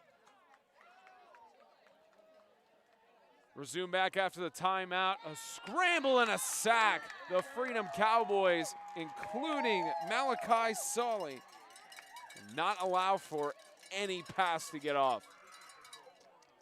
And the Cowboys defense just doing the usual, putting the pressure on that offense. And sadly for the Wildcats, this is not where you want to be. But last time they were back behind this amount of yards, they got the touchdown. See if history can repeat itself as they face now about a 2nd down and 20.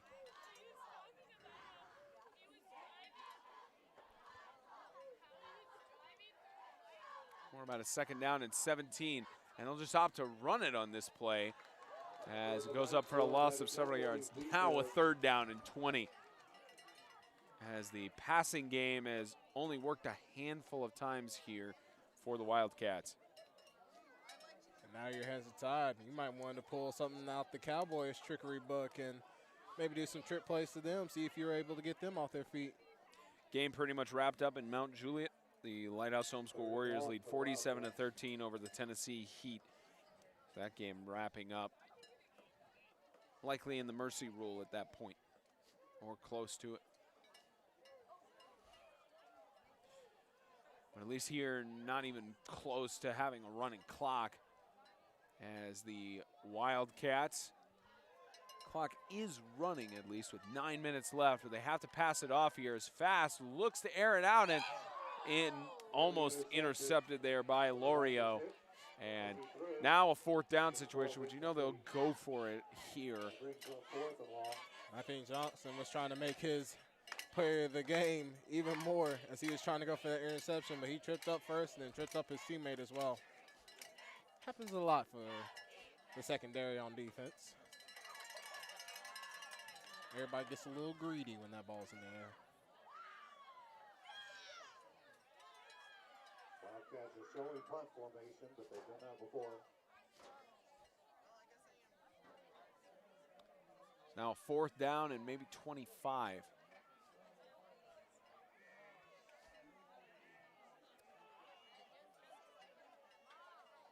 Miscommunication on offense. Might have to burn another timeout. They rushed off Devontae Smith, not the wide receiver from Philadelphia, lineman from the Carolina Wildcats, and they're opting to punt it here. just punting it away, and Not a great one. not a great punt there. And you would think, being down this much, that they would maybe have gone for it, at least try to get some yardage back, but sets up the Cowboys to ice the game. And that's the last thing you want to give to the Cowboys is great yardage, and they're pretty close to that end zone. We do have the final score: Southern Prep 51, Trinity Homeschool 14, and Franklin Christian in the third quarter leading 41-20 over South Haven. So not completely out of reach in Springfield, but Franklin Christian trying to punch their ticket to Ottawa next weekend.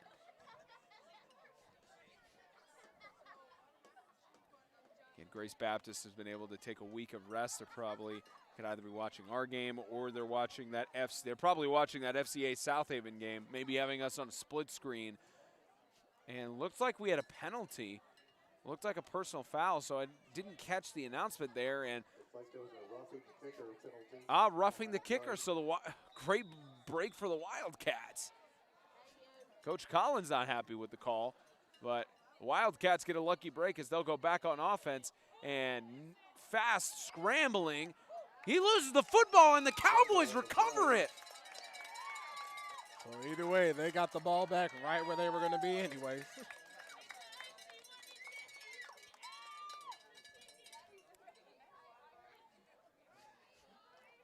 Now the officials are discussing, and it's a holding call on the offense, and the penalties declined, of course, with the result of the play being turnover on downs, fumble recovery. And the Freedom Cowboys offense now again having a chance to ice the game. Just been tough stuff here for the Wildcats. As the latest we got, Providence Christian wins the Division II championship 32-14 over Lighthouse Christian in Murfreesboro.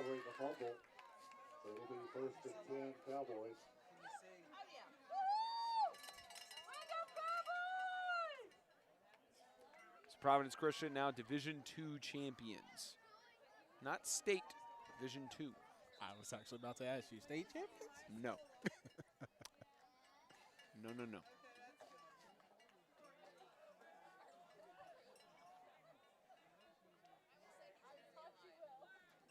First and 10 for the Freedom Cowboys. Trying to ice the game as they lob it back to Joshua Butler. Scrambles, still on his feet. Joshua Butler will be forced out of bounds, maybe at about the 10-yard line or short of it, and a flag thrown, probably for a late hit. And that's going to tack on some more yardage maybe to the, and I believe an injury as well.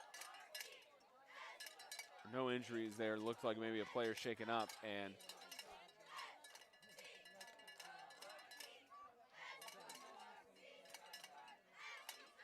several flags down, likely discussion about it. So it probably was for the slam down after the play when the whistle was blown. So them moving it half the distance to the goal. Give them maybe about 6 or 7 yards tacked on. And just gives the Freedom Cowboys more position to just ice this game. And Carolina will be, the Wildcats will stay the night here in Huntsville before making the 5.5-hour trek back. And it's a personal foul called against the Wildcats. Didn't give a specific signal on what it was other than personal foul, so they'll move it half the distance.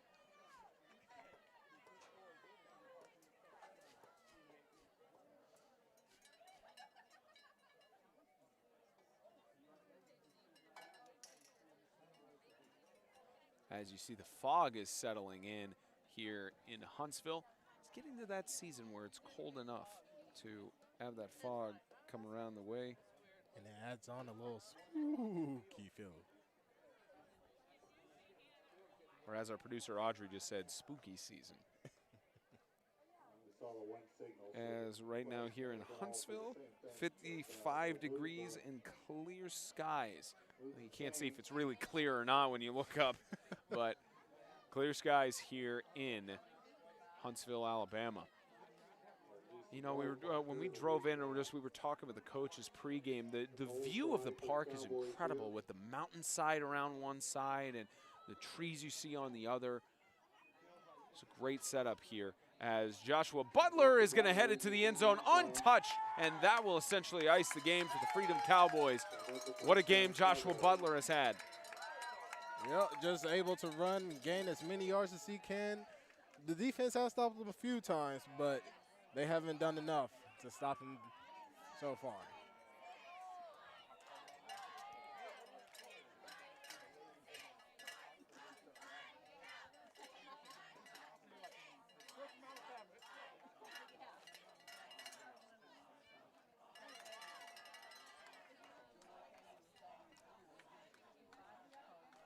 So now a two-point conversion attempt coming up as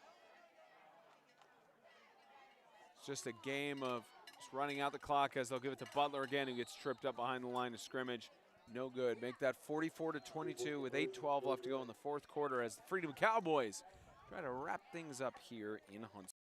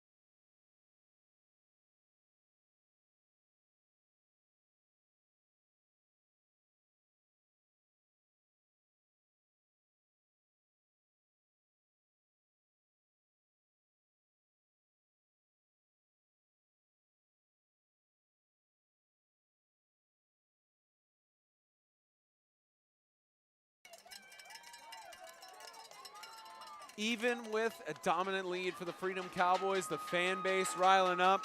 You can hear the stadium shaking at its foundations right now. Nothing we can do with the camera shaking there on the bleachers, but the encouragement still strong for the Freedom Cowboys fan base.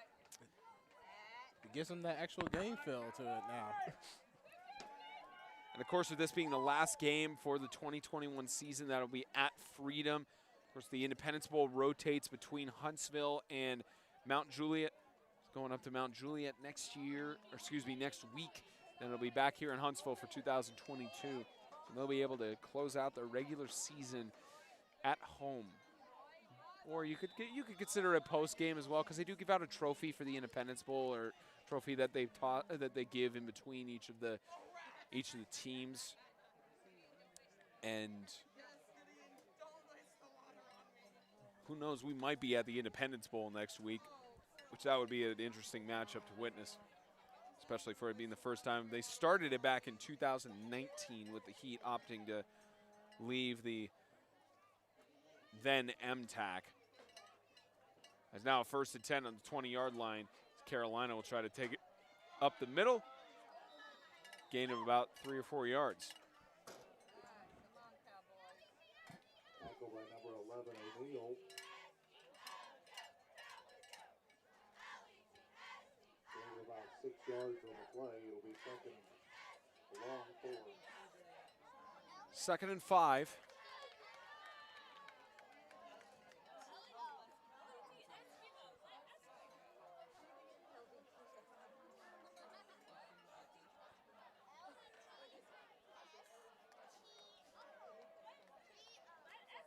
And fast looking, tried to find the pass incomplete, intended for Madison.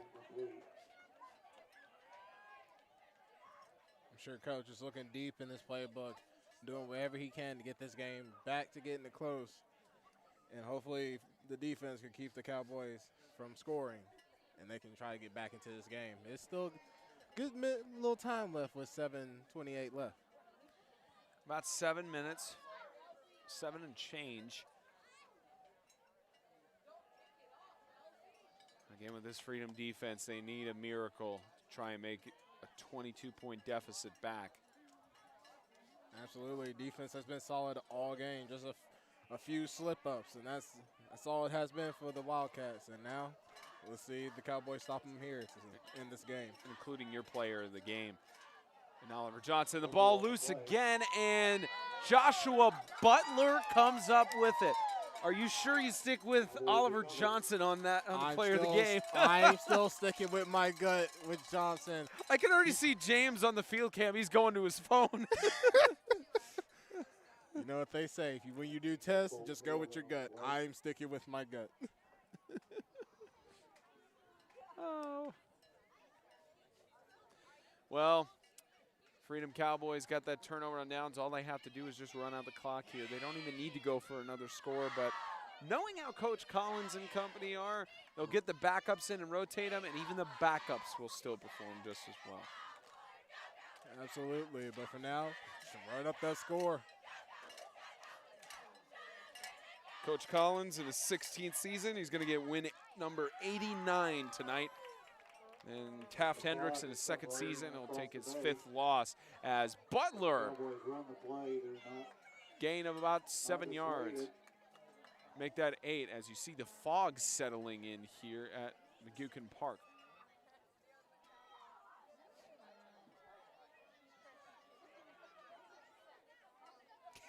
There's James on the group chat goes, so Butler. I tell you what, it's we have a lot of fun on our broadcast crew. We're winding down. This is normally we'd be doing the first round of the TSIAA playoffs. You guys all know the situation around that. Happy to be here in Huntsville anyway. It worked out in Freedom Cowboys and Carolina Wildcats' favor. As his handoff to the right side, here goes Joshua Butler trying to push through to the goal line, and the helmet's coming off, just being ripped off there by Delvin Durham, and there is a flag down for it as Durham is grabbing back the helmet to give it over to Butler. And still called the flag there, but normally we do the state playoffs at the TSIAA in the first round. Of course, those games essentially going final. Next week, maybe John Horner budges and lifts the ban, and we could be either at Grace or likely we would be at CCS because of FCA already broadcasting that game down there. So because again, with our goal, we always want to make sure all of the playoff games can be visible and can be seen. Obviously, that wasn't the case tonight because of Lancaster. Because the Lancaster and Ezo Harding game, neither of them having a broadcast crew. Likely we would be in CCS next week if that ban is lifted. If not, probably the Independence Bowl. But this final stretch of the season, the playoffs and everything, heading to the state championships and to Florida and all that, it's really something special to witness as we head down into late October and get through to November. And even though we didn't make it to the playoffs, we caught a better game, honestly, in my opinion, right here. Both teams have been very competitive. There's been a lot of little heated going back and forth. I mean, the sportsmanship, but you can tell both teams have been putting their hearts on the line and been wanting to win this game.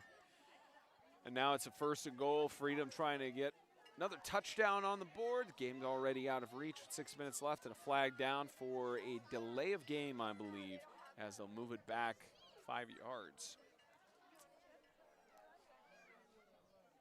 Yep, delay of game on the offense, so they move it back from a 1st and goal on about the 3-yard line. It'll be to the 8.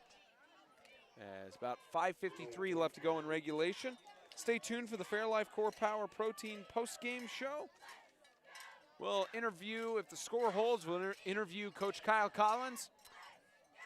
Give him our wisdom, maybe, on the player of the game. Of course, the coach has the ultimate decision on that. And we'll wrap things up here from Huntsville as Butler trying to go through, spinning through to the end zone, waiting for the signal, just short. Right on the inch mark of the goal line. Butler just that close to getting another touchdown. I believe his 4th or 5th on the night. No, that'll be Johnson with his 4th or 5th touchdown. Butler has only had 1. But let's go ahead and sneak Johnson in for that 5th touchdown. That's right. Butler's put him in great situations for getting those touchdowns. Just most of the time it's been Johnson with keeping the ball. Maybe Johnson will do a QB sneak here, but Johnson is in the shotgun. He's got wide receivers out. And he's going to hand it off to Butler again, pushing through, touchdown. Make that touchdown number 2 on the night for Joshua Butler. Why not feed the man? He's been putting you up there and just he actually gave you that defensive play to give you the ball back, so why not give him that score? I'm still sticking to my gut. Johnson for player of the game. 2-point conversion attempt coming up for Freedom, which I'm sure they'll talk about that going into the Independence Bowl. The practices will be, we got to get those 2-point conversions successful. We have to find better strategies to be able to get in, because the Wildcats have just had an answer for pretty much all of their 2-point conversions. And one of the only ones they made was because of a barely catching it before it hit the ground, as easy rush by Johnson to get a 2-point conversion in, so that'll make it 52 to 22, unless they tack on another 2 points. 4:44 left to go in regulation. The Freedom Cowboys are going to win on senior night.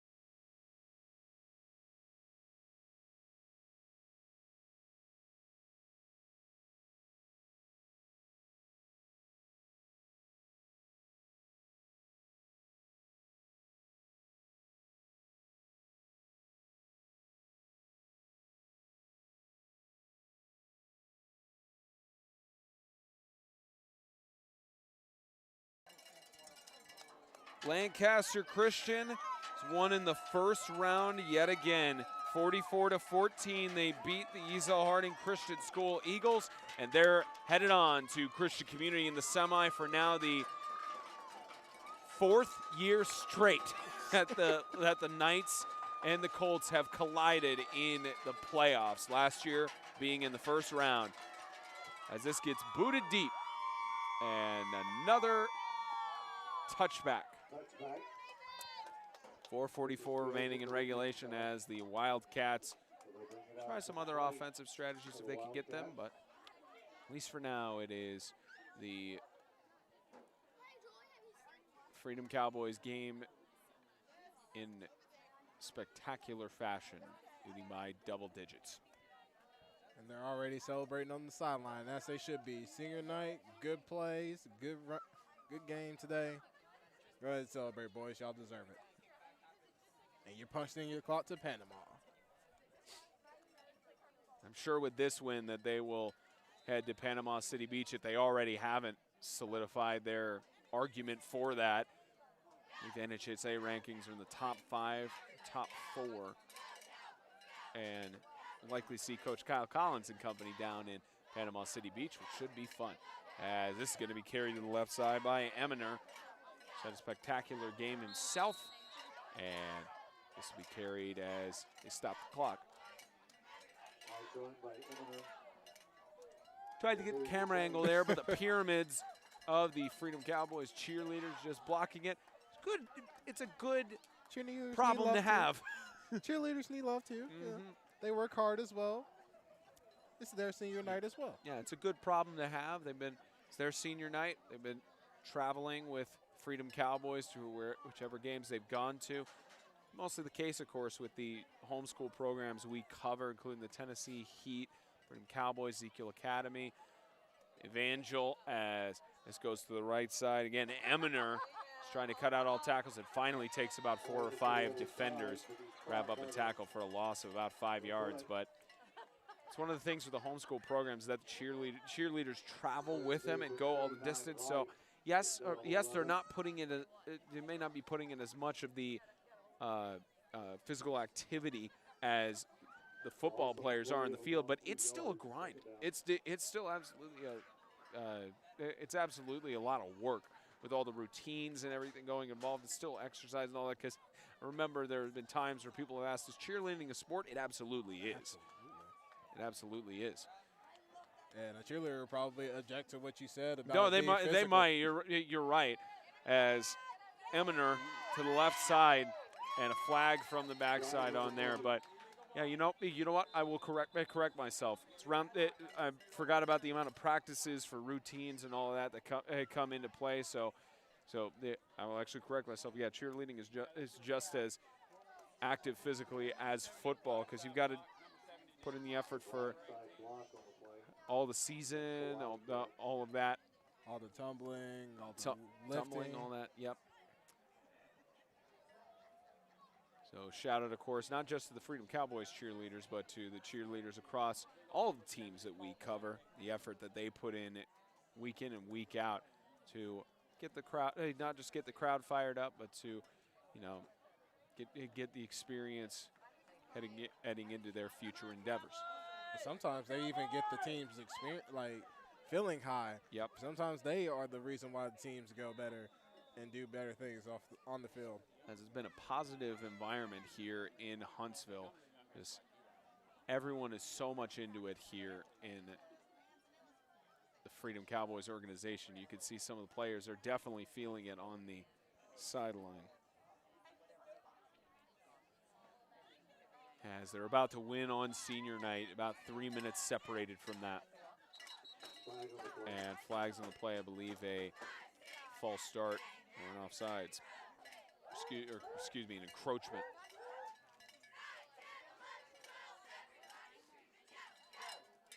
Yep, encroachment on the Freedom Cowboys. Not a mistake you see often from them. Haven't seen that many penalties thrown against the Freedom Cowboys throughout the night. They've been very well disciplined. They've been doing pretty perfect on defense, but I think they put the young guys in, so now the young guys are getting a little bit of experience, and sometimes the penalties are the best experience. This will be carried to the right side. Again, Eminer will get a gain of a few yards, and it brings up third down. I tell you what, if the Carolina Wildcats won this game, Eminer would definitely be a player of the game nomination or in that consideration. Absolutely, hands down. He's been one of the reasons they stayed in the game. He's been very explosive in the run as well. He's been able to juke every defensive player that's in his way. He's been able to stiff arm them too. He's a very hard runner and very elusive as well. Got final scores. Franklin Christian 41, South Haven 20. FCA is headed to Ottawa to collide with Grace Baptist in the second round. Evangel 41, East Central 13. So that essentially locks up the playoffs for the ACSC. Here's a carry to the left side as ball gets carried up, and a fourth down, not enough for the first down there. And the Lighthouse Homeschool Warriors 47, the Tennessee Heat 13, that game going final as well. As that ball was carried by Braylon Durham, get it to about a 4th and 5. Again, wrapping things up here in Huntsville, about 2 minutes left in regulation, 30-point game. Been a good contest. Been good to see here, and it's great to see the Freedom Cowboys again. Yeah, we got to see them at the beginning of the year when they collided with the Lighthouse Christian School Lions on short notice too, with that game being rearranged. And to see them again, you're right. It's good to see them now. We might see them next week in the Independence Bowl, and then more than likely we'll see them in Florida. Oh yeah, so should be special. As Cowboys defense has a turnover on downs, 1:29 left to go in regulation, as they will swap, or excuse me, a timeout called, I believe, by the, not a timeout, just a swapping of a ton of personnel, get some reps into their backups, and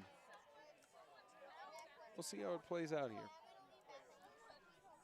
And it's interesting with the Freedom Cowboys, you've got, around 35 to 45 players on your roster total. You could go to 11-man if you really wanted to. And they've even got some 8th graders on the roster who perform really well. They're really heavy on juniors this year, It's a decent amount of seniors, but the junior class, when they go into next year, it's going to be really special to see. And a lot of the juniors have been active even in today's game, and they've been doing great. So now they've had the experience going into senior season, and expect them to do great next year. Cale Carpenter gets the rush. Will gain about 2 or 3 yards as they just wind things down here. Surprised they wouldn't be taking victory formation a little bit, but you also want to give those game time reps to your backups who don't have as much action as your starters.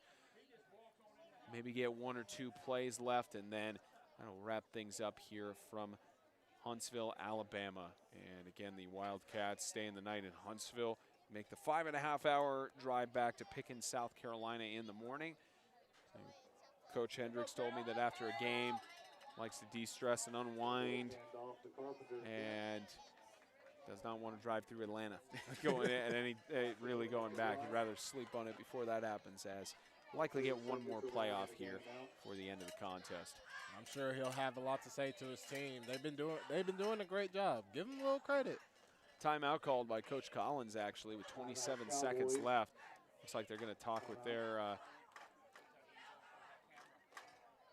yeah, it was a timeout stoppage there. The offense thought that they were running a play as they got everybody over to discuss it, as they're just getting some last-second adjustments in, getting ready to maybe run one last play. Wrapping things up here in Huntsville, Alabama. Again, stay tuned for the Fairlife Core Power Protein post-game show. We'll interview Coach Collins, get his player of the game, likely Oliver Johnson, and we'll wrap things up here as we wrap things up on air, wrap all the cables up and all of our broadcast equipment off air, and then get the usual Waffle House. Again, the bleachers shaking, not much we could do about that. Again, the Freedom Cowboys, the fan base very enthusiastic here at McGuckin Park.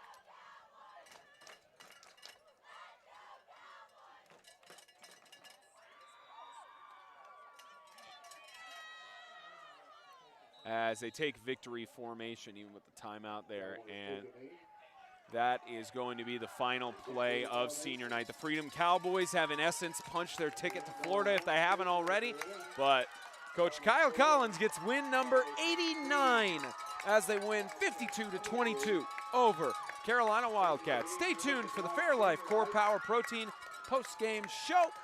We'll be back in just a few moments for that. Have a good night.